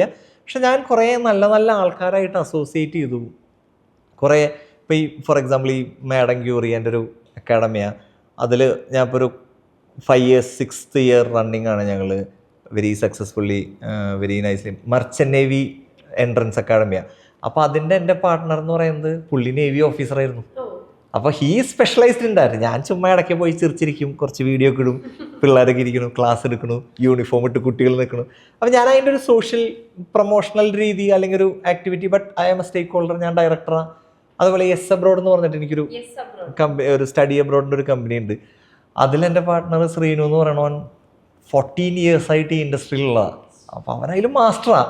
ഞാൻ അവൻ്റെ കൂടെ ഒരു 50% സ്റ്റേക്ക് എടുത്തു എന്നുള്ളൂ. വേറെ എനിക്കതിലൊന്നും അറിയില്ല, I M zero in that. പക്ഷേ ശ്രീനുവിൻ്റെ അടുത്ത് ചേട്ടാ ഇങ്ങനെ ഒരു യൂണിവേഴ്സിറ്റിയെ കുറിച്ചൊരു വീഡിയോ ആണ്, ഇങ്ങനെ ഒരു കൺട്രിയെ കുറിച്ച്. ഓക്കെ, ഞങ്ങളെ വിളിക്കുക. ഞങ്ങളിപ്പോൾ ഈ ഉസ്ബെക്കിസ്ഥാൻ പോയിരുന്നു ഈ പാരഷ്ട്രിപ്പിന് മുമ്പ്. അവിടുത്തെ കോളേജിൽ അവിടുത്തെ അതിൻ്റെ ഡീനെ വരെ ഞങ്ങൾ പോയി കണ്ടു. താജ്മഹൽ പണിത്, താജ്മഹൽ അവിടുത്തെ അത് ഷാജഹാൻ ചേട്ടൻ അവിടുത്തെ ആൾക്കാരെ കൊണ്ടുവന്നിട്ടുള്ള. അപ്പൊ അവിടെയൊക്കെ ഞങ്ങള് ഇനിയിപ്പോ താഷ്കണ്ട് പോവാന്ന് പറഞ്ഞിരിക്കുന്നുണ്ട്, കിർഗിസ്ഥാൻ പോവാന്ന് പറഞ്ഞു. അതൊക്കെ കൃത്യമായിട്ട് അവിടെ ഓർമ്മയുണ്ട്, ഏതൊക്കെ സ്ഥലങ്ങളാണ്. ശ്രീനുവിനെ കാരണം ഇങ്ങനെ യാത്ര ചെയ്യാമല്ലോ. സ്കൈ ഹോളിഡേയ്സ് എന്ന് പറഞ്ഞിട്ടൊരു ഒരു ട്രാവൽ കമ്പനി, എനിക്ക് ഭയങ്കര ആഗ്രഹമായിരുന്നു ട്രാവൽ കമ്പനി. പലരും എന്നെ അപ്രോച്ച് ചെയ്താ കഴിഞ്ഞ വശം. അത് അന്ന് എന്തോ ഞാനൊരു വീഡിയോ ഇട്ടപ്പോൾ ഒരു ഉമ്മ എന്നെ മലപ്പുറം സൈഡിൽ നിന്ന് വിളിച്ചിട്ട് പറഞ്ഞു, മോൻ അമ്മയും കൊണ്ട് വാരണാസി പോയ പോലെ എന്നെ ഒന്ന് കൊണ്ടുപോകും, ചിലവാണെങ്കിലും കുഴപ്പമില്ല, എന്നെ കൊണ്ടുപോകണം, അവരുടെ മക്കളൊക്കെ പുറത്താ, ആരുമില്ല. അപ്പോൾ ഹസ്ബൻഡ് അടിച്ച് ചോദിച്ചപ്പോൾ ശരത്തിൻ്റെ കൂടെയാണെങ്കിൽ പൊക്കോളാൻ പറഞ്ഞു. അപ്പം ഞാൻ അന്ന് ഇങ്ങനെ ഒരു ട്രിപ്പൊക്കെ കഴിഞ്ഞ് നിൽക്കണ നേരമായ എന്നെ മൈക്കുടൻ അന്ന് എൻ്റെ അടുത്ത് കിഷോർ പറഞ്ഞു, നമുക്കൊരു കാര്യം ചെയ്യാം, ഗീതാമ്മയുടെയും ശരത്തേട്ടൻ്റെയും ഒപ്പം, പാലക്കാടുകാരനാണ്, ഗീതാമ്മയുടെയും ശരത്തേട്ടൻ്റെ ഒപ്പം ഒരു ട്രിപ്പ് പോകണു വാരണാസിക്ക്. അപ്പം ഞാൻ അന്ന് ഇങ്ങനെ അച്ഛൻ്റെ അടുത്ത് പറഞ്ഞപ്പോൾ അച്ഛൻ പറഞ്ഞു ഭക്തി വിറ്റ് കാശാക്കാൻ പാടില്ല. അപ്പം അന്നത് അങ്ങനെ ഇട്ടു. ഇപ്പം എനിക്ക് അതിന് കറക്റ്റ് ഒരു പ്രോപ്പർ 2 പിള്ളേരാണ്, യങ്സ്റ്റേഴ്സാണ്. അവർ 5 കൊല്ലമായിട്ട് ഈ ഇൻഡസ്ട്രിയിലുണ്ട്. ബാക്ക് എൻഡ് വർക്ക് ചെയ്തിരുന്ന, ഫ്രണ്ട് എൻഡ് അല്ല, B2B ചെയ്തിരുന്ന. അപ്പോൾ അവർ ഫ്രണ്ട് എൻഡിലേക്ക് വരാൻ വേണ്ടി ഒരു വീഡിയോ എടുക്കാൻ വേണ്ടി എൻ്റെ അടുത്ത് വന്നാൽ ഇങ്ങനെ ഇതിൽ പാർട്ട്ണർ ആവാമെന്നൊന്നും വിചാരിച്ചിട്ടല്ല. അപ്പോൾ ഞാൻ പറഞ്ഞുടാ, ഞാൻ ഒരു പിൻ സോഷ്യൽ എന്ന് പറഞ്ഞൊരു ഡിജിറ്റൽ കമ്പനിയായിട്ട് അസോസിയേറ്റഡാ, എനിക്ക് മന്ത്ലി വരുമാനം പവനാ. പിൻ സോഷ്യലാണ് എൻ്റെ അന്നദാതാവ്. അതായത് ഡിജിറ്റൽ മാർക്കറ്റ് അശ്വിൻ എന്ന് പറഞ്ഞിട്ടൊരു പയ്യനാണ്, കിടെല്ലാം പയ്യനാ. വേണ്ട, എവറി മന്ത് എനിക്ക് നല്ല കുറച്ച് കപ്പിൾ ഓഫ് ക്യാമ്പയിൻസ്, ഞാൻ അങ്ങനെ നിറച്ചും ക്യാമ്പയിൻസ് ഒന്നും ചെയ്യാറില്ല, കുറച്ച് മാത്രമല്ല എന്നെ അവൻ ഭയങ്കര എക്സ്പെൻസീവ് ആക്കി വെച്ചു. ലോക്കലാവില്ലല്ലോ. ഞാൻ മുമ്പ് എന്താ പറയുക, വീട്ടിൽ ഹോം ബേക്കേഴ്സ്, കേക്ക് ഉണ്ടാക്കുന്ന ചേച്ചിമാർ, ബൊട്ടീക്ക് എല്ലാം ചെയ്യുന്നു, ഒക്കെ ഫ്രീ ആയിരുന്നു. ഇവൻ വന്നതിന് ശേഷമാണ് അതിനെ ബഡ്ജറ്റഡ് ആക്കി, ഒരാൾക്കും വെറുതെ കൊടുക്കരുത്. ശരിയാ, കാരണം അന്നൊക്കെ ആൾക്കാർ ശരത്തല്ലേ അതെപ്പോൾ പോയാലും വീട്ടിൽ പോയി എടുക്കാമല്ലോ, അങ്ങനെയായിരുന്നു. ഇപ്പോൾ അതെ അത് പിൻസോഷ്യലിൽ വിളിച്ച് അവരുടെ നിന്ന് ഡേറ്റ് ഒക്കെ എടുത്തിട്ട് വേണം, പഴയ പോലെ പറ്റില്ല കേട്ടോ, ആ ഒരു ഫേസായി. അപ്പം ഞാൻ ഈ 5 വീഡിയോ വേണമെന്ന് പറഞ്ഞപ്പോൾ ഇത്ര രൂപയെന്ന് പറഞ്ഞപ്പോൾ ഞാൻ കാര്യം ചേട്ടാ ഞാൻ 30% ഷെയർ തരട്ടെ ചോദിച്ചു. അപ്പോൾ ഞാൻ ആലോചിച്ചാൽ നല്ല പരിപാടിയാണല്ലോ. അങ്ങനെ ആ കമ്പനിയിലും അസോസിയേറ്റ് ചെയ്തു. അപ്പോൾ കുറേ അസോസിയേഷൻ. എസ്പാൻസ് ദി ഷർട്ട് ആക്ച്വലി എസ്പാൻഷൻ എന്ന് പറഞ്ഞിട്ടുള്ള ഒരു ബ്രാൻഡാണ്. വെരി നൈസ് ഗായ്, ഒരു നാദാപുരംകാരനാണ്. ഇന്ന് എനിക്ക് തോന്നുന്നു ക്ലോസ് ടു 100 crore ടേൺ ഓവറുള്ള കമ്പനിയാണ്. അവർ തൃശ്ശൂർ വന്നപ്പോൾ അതിൻ്റെ ഫോട്ടോഷൂട്ടും അതിൻ്റെ കമേഴ്ഷ്യൽസൊക്കെ ചെയ്തിരുന്നത് ഗോഡ്സ് എന്ന് പറഞ്ഞിട്ട് എൻ്റെ ഒരു ബ്ലഡി ക്ലോസ് ഫ്രണ്ടാണ്. അപ്പോൾ അവൻ പറഞ്ഞു ചേട്ടാ ഇങ്ങനെ ഒരു ബ്രാൻഡ് ഉണ്ട്, ചേട്ടനൊന്ന് ഡിജിറ്റലി അസോസിയേറ്റ് ചെയ്യാൻ പറ്റുമോ, ഡിജിറ്റൽ പാർട്ട്ണർ, അപ്പോൾ അതിൽ ഇത്ര സ്റ്റേക്ക് തരുമോ അവർ, ചേട്ടൻ ഇങ്ങനെ നിൽക്കുമെന്ന് പറഞ്ഞു. സംസാരിച്ചു, പിടിച്ചു വന്ന് തൃശ്ശൂരത്തെ സ്റ്റോർ എടുത്തു. അതിനെ ഞങ്ങൾ വേറൊരു ഫേസ് ആക്കി. അവിടുന്ന് അങ്ങോട്ട് തൃശ്ശൂർ എക്സ്പാൻഷൻ എന്ന് പറഞ്ഞാൽ ആ ബ്രാൻഡിനെ അറിഞ്ഞോ അറിയാതെ, ചിലപ്പോൾ അമ്മ ഇങ്ങനെ എല്ലാത്തിലും ചിരിച്ച് നിൽക്കുന്ന കാരണമായിരിക്കും, ഭയങ്കര ഫ്ലാഷിയായി തൃശ്ശൂർ എക്സ്പാൻഷൻ. ശരത്തേട്ടൻ്റെ ആക്ച്വലി എൻ്റെ അല്ല, അത് ഈ സല എന്ന് പറയുന്ന പുള്ളിക്കാരനാണ്. എനിക്ക് അതിൽ ഷെയർ ഉണ്ട്. തൃശ്ശൂരത്തെ സ്റ്റോർ മാത്രമല്ല കേട്ടോ, ബാക്കിയുള്ളതൊക്കെ അവരുടെയാ. പലരുടെയും വിചാരം ആ ബ്രാൻഡ് മൊത്തം എൻ്റെ ആണെന്നുള്ളതാണ്. കാരണം ഈ സലയൊന്നും, ഈ സല എന്നാണ് അതിൻ്റെ, മുഹമ്മദ് സലാമനാണ് അതിൻ്റെ ഓണർ. ഇപ്പൊ ഈവൻ വേറെ ലോഗോ ഉള്ള ഷർട്ട് എനിക്ക് ഇടാൻ പാടില്ല.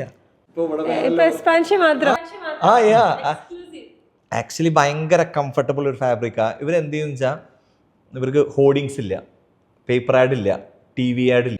മാർക്കറ്റിംഗ് എക്സ്പെൻസുകളൊക്കെ കുറവാണ്. എന്നെ പോലത്തെ കുറച്ച് മണ്ടന്മാരെ വെച്ച് വീഡിയോ ഡിപ്പിക്കലാണ് ആളുടെ മെയിൻ പരിപാടി. കാരണം അതെന്താ വെച്ചാൽ ആ റേറ്റും കൂടി ഇവർ കുറച്ച് കൊടുക്കും.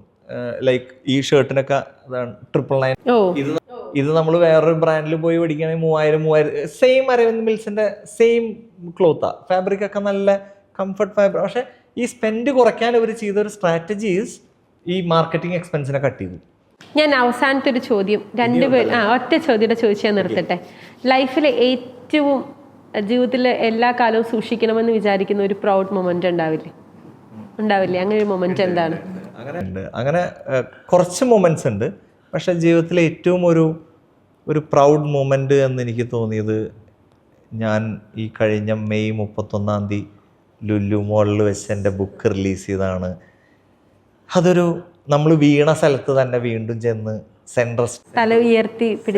സെൻട്രൽ എഡ്രിയത്തിൽ, അതും മേജർ രവി സാറ്, വിജയ്, എൻ്റെ ഫ്രണ്ട് സ്വരാജേട്ടൻ, എൻ്റെ ഫ്രണ്ട് മുഴുവൻ നമുക്ക് സെറ്റാക്കി. സ്വരാജേട്ടനാണ് ആ ഫ്രെയിം ഫുൾ അവിടെ ലുലുവിൽ സെറ്റ് ചെയ്ത് തന്ന്. പിൻ social, Ashwin, crosswords, current books, ആ സ്റ്റേജ് ഇങ്ങനെ ഇടിമിന്നലായി. ഞാൻ ആരും പ്രതീക്ഷിക്കാതായി എല്ലാവരും ഞാൻ വിളിച്ച് വരില്ല എന്ന് വിചാരിച്ചവരൊക്കെ വന്നു. അപ്പൊ ഞാൻ ആക്ച്വലി തോറ്റുപോയി. സത്യം പറഞ്ഞാൽ ഞാൻ തോറ്റുപോയി, വീണ്ടും ഞാൻ തോറ്റു. തോൽവികളേറ്റ് പോകാൻ ചന്തുവിൻ്റെ ജീവിതം എന്നും ബാക്കി. അതായത് ജ്യോതിഷ് എൻ്റെ ഫ്രണ്ടാ, പുള്ളി ഒരു സിവിൽ സർവൻ്റാ. പുള്ളിയാണ് ആകെ കൂടി ഞാൻ വരും എന്ന് വിചാരിച്ച ഒരാൾ, ആകെ കൂടി. കാരണം ഈ ബോംബെ ട്രിപ്പിലെ മേഘനയുടെ ഹസ്ബൻഡാ. അപ്പോൾ അവനൊരിക്കലും വരാതിരിക്കാൻ പറ്റില്ല. അവൻ എൻ്റെ ലൈഫിലൊരു വലിയൊരു കഥാപാത്രമാണ്. വിജു ചെന്നൈയിലാണ്. പിന്നെയുള്ളത് ഞാൻ വിളിച്ചിട്ടുള്ളത് മേജർ രവി സാറ്. ഒരുപാട് തിരക്കുള്ള ആളാണ്, ഒരുപാട് പണികൾ നടക്കണ സമയത്ത് 5 മണിക്ക് പരിപാടിക്ക് 4:50 ലാസ്റ്റ് നോക്കുമ്പോഴേ major Ravi 55, Jyothish Mohan IRS income tax commissioner on stage 5 o'clock, 5:25 Hibi ഉടനെത്തി. അതായത് 6 മണിക്കാണ് വരണ്ടോ, 5:25 വിജയ് യേശുദാസ് 5 ചെന്നൈന്ന് പോന്നു. ചെന്നൈ അവൻ 1 മണിയുടെ ഫ്ലൈറ്റ് എടുത്തു, നേരെ എയർപോർട്ടിൽ വന്ന് ലാൻഡ് ചെയ്തു, നേരെ ലുലുവിലേക്ക് വന്നു. ദിവ്യ പിള്ള. അപ്പം ഞാൻ ഇവരൊക്കെ പലയിടത്താന്ന് പറ. രാകേഷ് ബ്രഹ്മാൻ, നമ്മുടെ പഴയ പാട്ടുകാരൻ ബ്രഹ്മാനന്ദൻ്റെ മകനാ. അതായത് ആ ലുലുവിൽ ആ സെൻട്രൽ എഡ്രിയത്തിൽ ആ സ്റ്റേജ് കൊള്ളാണ്ടേ അത്ര അധികം ഫ്രണ്ട്സ് വന്നു. ധന്യവർമ്മ ഞാൻ വിളിച്ചിട്ട് വരില്ല എന്ന് വിചാരിച്ച, കാരണം പുള്ളിക്കാരൻ എൻ്റെ അടുത്ത് ഓൾറെഡി പറഞ്ഞു, അന്ന് 2 ദിവസം മുമ്പ് പറഞ്ഞു ആള് എന്താണ് എവിടെയോ ഒരു ഫംഗ്ഷൻ ഉണ്ട്, അതിന് പോവും, അത് കാരണം നമുക്കത് കഴിഞ്ഞിട്ടൊരു ദിവസം. ഞാൻ ഇങ്ങനെ ഇരിക്കുമ്പോൾ സ്റ്റേജിൽ ഇവർ വരില്ല എന്ന് പറഞ്ഞ് ഞാനിരുന്ന് ഞെട്ടുകയാണ് സ്റ്റേജ്. അപ്പോൾ അങ്ങനെ എല്ലാവരും വന്ന ഒരു സ്റ്റേജിൻ്റെ എൻ്റെ ഒരു ഹാപ്പിനെസ് എനിക്ക് തോന്നുന്നു എൻ്റെ ഒരു ജീവിതത്തിലെ ഏറ്റവും വലിയൊരു പ്രൗഡ് മൊമെൻ്റ് എന്ന് പറയുന്നത് ഗൂസ്ബമ്പൊക്കെ വന്നല്ലേ? ഞാൻ അവിടെ ഇങ്ങനെ നിൽക്കുമ്പോ ഞാനിങ്ങനെ ആലോചിക്കും, ഈശു ലുല്ലുമോള് ഇവിടുന്നല്ലേ ഞാൻ അടച്ചിറങ്ങി. തോറ്റ് ആ സ്റ്റേജിൽ തന്നെ, ആ സെൻട്രൽ ഏരിയത്തിൽ തന്നെ എല്ലാവരും ഉള്ള ഒരു വലിയൊരു ഫ്രെയിമിൽ വന്ന് നിന്നപ്പോൾ ദാറ്റ് ഇസ് മൈ ഇപ്പോൾ presently my most successful thing. Maybe Geethanjali hit ആയിരുന്നെങ്കിൽ നമുക്ക് കോടികളുടെ ടേൺ ഓവർ ഉണ്ടായാലേ. ഇതൊന്നും ഉണ്ടാവില്ല. ഇതൊന്നും ഉണ്ടായില്ല. നമുക്ക് ഇങ്ങനൊരു ലൈഫും ഇങ്ങനൊരു യാത്രയും നമ്മൾ അതിന്റെ പിന്നാലെ, കാശിന്റെ പിന്നാലെ ഓടിപ്പോയനെ. ഇപ്പൊ എനിക്ക് കാശിനോട് യാതൊരു ആക്രാന്തവും ഇല്ല. എനിക്കങ്ങനെ കുറെ ഉണ്ടാക്കണം, കുറെ കോടികൾ അക്കൗണ്ടിൽ വേണം, അതൊന്നുമില്ല. എനിക്ക് തൽക്കാലം അങ്ങോട്ടും ഇങ്ങോട്ടൊക്കെ പോകാനുള്ള കുറച്ച് ഇച്ചിരി പെട്രോൾ അടിക്കണം, തെറ്റില്ലാത്തൊരു വണ്ടിയിൽ പോകണം, പാരീസിലൊക്കെ പോകണം, അമ്മയും കൊണ്ട്. ഏറ്റവും എക്സ്പെൻസ് എന്താ ഇപ്പോ? മേ ബി ഫ്ലൈറ്റ് ടിക്കറ്റ്സ് അല്ലെങ്കിൽ ഡീസൽ, അത്രേ ഉള്ളൂ. എനിക്ക് വേറെ അങ്ങനെ ഒരു ഷർട്ട് മേടിക്കണ്ട, അല്ലെങ്കിൽ എനിക്ക് എവിടെയും പോയാൽ താമസിക്കാൻ കാശ് വേണ്ട. ഇപ്പൊ ഈവൻ ഈ സ്കൈ ഉള്ള കാരണം ടിക്കറ്റ് കൊടുക്കണ്ട. എല്ലാവരും എന്നെ അങ്ങോട്ട് നശിപ്പിക്കുക. ഞാൻ ഗീതാമ്മയിലേക്ക് വന്നു കഴിഞ്ഞാൽ, ഗീതാമ്മ ഒരുപാട് വൈകി യാത്ര ചെയ്യാൻ തുടങ്ങി, ലോകം കാണാൻ തുടങ്ങി, ഒരുപാട് ആളുകളെ കാണാൻ തുടങ്ങി, ഒരുപാട് പേരുടെ സ്നേഹം അനുഭവിക്കാൻ തുടങ്ങി. ഗീതാമ്മയുടെ ലൈഫിൽ ഉണ്ടാവില്ലേ ഇതുപോലൊരു പ്രൗഡ് മൊമെന്റ്? എന്തായിരിക്കും അത്? ഞാൻ എൻ്റെ വടക്കുന്നാഥനിൽ നിന്ന് കൈലാസിൽ പോയി വടക്കുന്നാഥനെ കണ്ടത് ഒരിക്കലും മറക്കാൻ പറ്റാത്തൊരു മൊമെന്റ്. വടക്കുന്നാഥൻ അല്ലേ ജീവിതത്തിലെ സ്വപ്നത്തെ പോലെ ഞാൻ കാണുന്നു വിചാരിച്ചതല്ല. ശരിയാ. അമ്മയ്ക്കൊരു ശരത്തിന്റെ അമ്മ എപ്പോഴും പറയായിരുന്നു, ഞാൻ ഒരിക്കലും ജീവിതത്തിൽ കൈലാസം കാണില്ല എന്നുള്ളത്. അത് അപ്പോഴൊക്കെയായി ഇപ്പോഴത്തെ നമ്മൾ ഈ റീൽസിലൊക്കെ കാണുന്ന ഈ മാനിഫെസ്റ്റേഷൻ ടെക്നിക്സ് എന്നൊക്കെ പറയുന്നത് തെറ്റാന്ന് മനസ്സിലാവുന്നത്. അല്ലെങ്കിൽ എൻ്റെയൊക്കെ കാര്യത്തിൽ ഞാൻ എപ്പോഴും സക്സസ്സും ഈ ബിസിനസ്സിലെ ലൈഫും ബിസിനസ്സിലെ കളറും ബിസിനസ്സിലെ ടേൺ ഓവറും മാനിഫെസ്റ്റ് ചെയ്ത് നടന്നിരുന്ന ഒരാളാണ്. പക്ഷെ എൻ്റെ ലൈഫിൽ വർക്കായില്ല. മേ ബി ചിലപ്പോൾ അമ്മയുടെ നോക്കുമ്പോൾ അമ്മ ഒരിക്കലും കൈലാസം പോവില്ല എന്ന് വിചാരിച്ചിരുന്ന ആളാണ്. കൈലാസമല്ല, ലോകം തന്നെ കാണില്ല എന്ന് വിചാരിച്ച എനിക്ക് ഈ ടി വിയിലുള്ള കാഴ്ച മാത്രം, ബുക്കിലുള്ള എൻ്റെ കയ്യിൽ ഏറ്റവും അധികം കളക്ഷൻ ബ്ലാക്ക് ആൻഡ് വൈറ്റ് ചിത്രങ്ങളാണ്. ഞാൻ പണ്ട് തൊട്ടേ കട്ട് ചെയ്തെടുത്ത് വെക്കുക. ഓരോ ഇപ്പൊ എല്ലാത്തിനും കളർ വന്നല്ലേ? ഇപ്പൊ എല്ലാം കണ്ടു കഴിഞ്ഞു. ഇപ്പൊ എല്ലാം റിയലിസ്റ്റിക് ആയിട്ട് പോയി. എല്ലാം കണ്ടിട്ടില്ല. ലിസ്റ്റ് കൂടുന്ന മനുഷ്യരല്ല, ആക്രാന്തം കൂടുമല്ലോ, ആഗ്രഹങ്ങൾ കൂടുമല്ലോ. ഞങ്ങൾ ഇങ്ങോട്ട് പോകുമ്പോ ആദ്യം എവിടെയാ, ഇസ്താംബുളാണ് വണ്ടി ആദ്യത്തെ ഫ്ലൈറ്റിന്റെ ലേ ഓവർ. ഭയങ്കര ആഗ്രഹമായിരുന്നു. കപ്പടേക്ക് പോയില്ല, ബലൂണിൽ പോയില്ല, ഹോട്ട് എയർ ബലൂണിൽ പോണം. ഈ സാരി എടുത്തോണ്ട്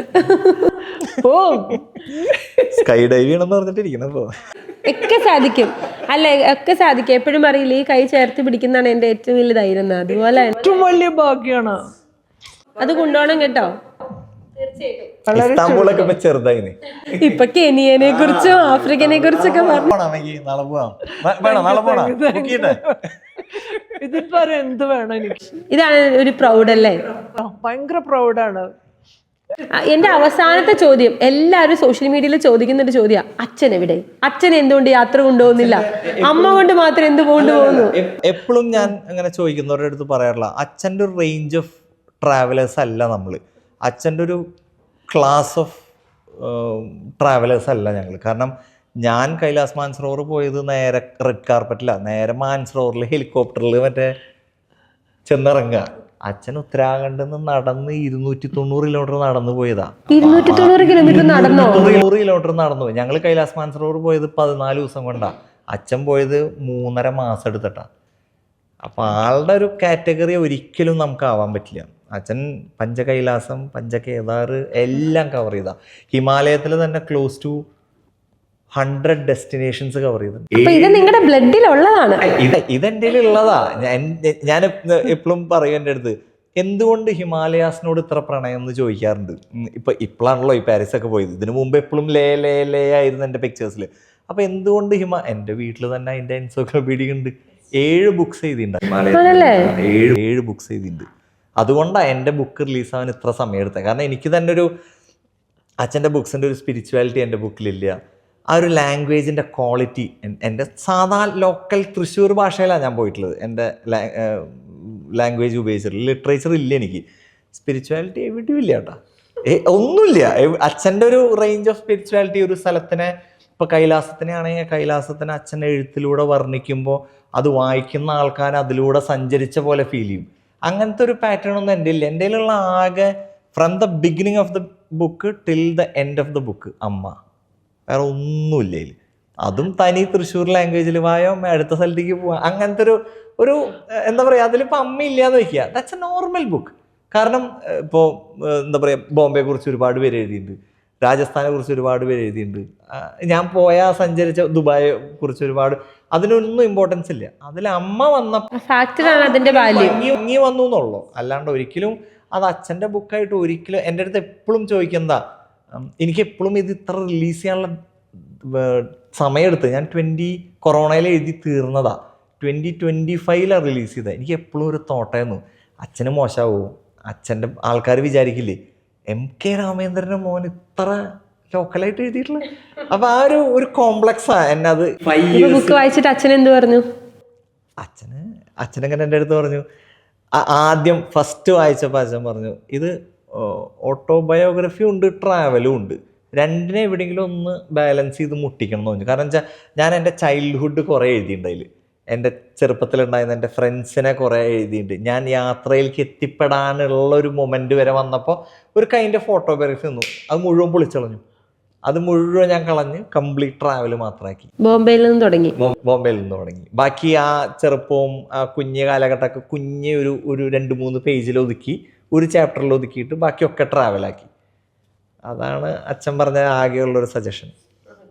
അപ്പോൾ ഇന്ന് ഇത്രയും കാലം നമ്മൾ കണ്ടേക്കുന്നത് മുഴുവൻ ശരത്തും ഗീതാമ്മയും തമ്മിൽ ഒരുമിച്ച് യാത്ര ചെയ്തേക്കുന്ന ഒരുപാട് ഫോട്ടോസ്, വീഡിയോസ്, അമ്മയും കൊണ്ട് ഒരുപാട് യാത്ര ചെയ്യുന്നൊരു മകൻ, വീട്ടിൽ ഒരുപാട് പൈസ ഉള്ളത് കൊണ്ട് യാത്ര ചെയ്യാൻ പറ്റുന്നു എന്ന് സോഷ്യൽ മീഡിയ പറയുന്ന, അല്ലേ? അവർക്ക് എന്താ പോലെ കാശുണ്ടല്ലോ, ഈ പറഞ്ഞ റോളക്സ് കേട്ടിരുന്ന് പിച്ചത്തരം പറയരുതെന്ന്.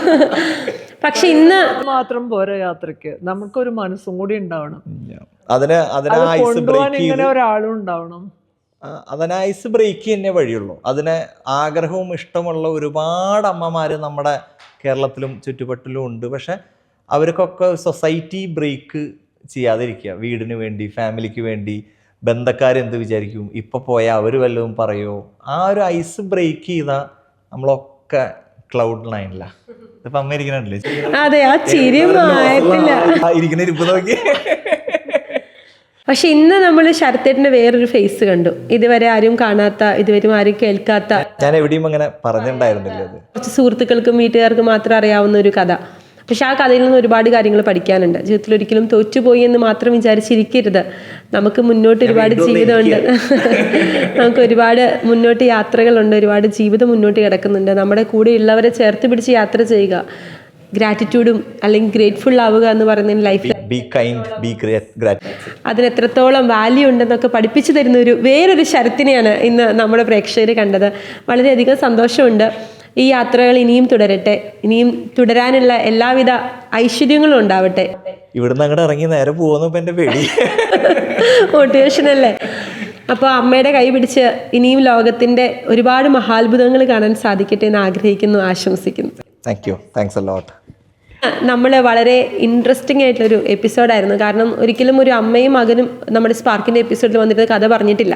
പക്ഷെ ഇന്ന് അവർ പറഞ്ഞ കഥയിൽ ഒരുപാട് അപ്സ് ഉണ്ടായിരുന്നു, ഒരുപാട് ഡൗൺസ് ഉണ്ടായിരുന്നു, ചേർത്ത് പിടിച്ചൊരു ഫാമിലി ഉണ്ടായിരുന്നു, മുന്നോട്ടുള്ള യാത്രകളിലെ ഒരുപാട് കഠിനമായ വഴികളുണ്ടായിരുന്നു. പക്ഷെ അതിനെല്ലാം താണ്ടി ഇവിടെ നിൽക്കാൻ ശരത്തിന് തുണയായത് അദ്ദേഹത്തിൻ്റെ അമ്മയാണ്, അദ്ദേഹത്തിൻ്റെ കുടുംബമാണ്. ഇന്ന് നമ്മൾ കാണുന്നതും ആ ഒരു ഹാപ്പിനെസ്സാണ്. സോ നമുക്കും അവർക്ക് നല്ലൊരു ആശംസ നേരാം. Thank you.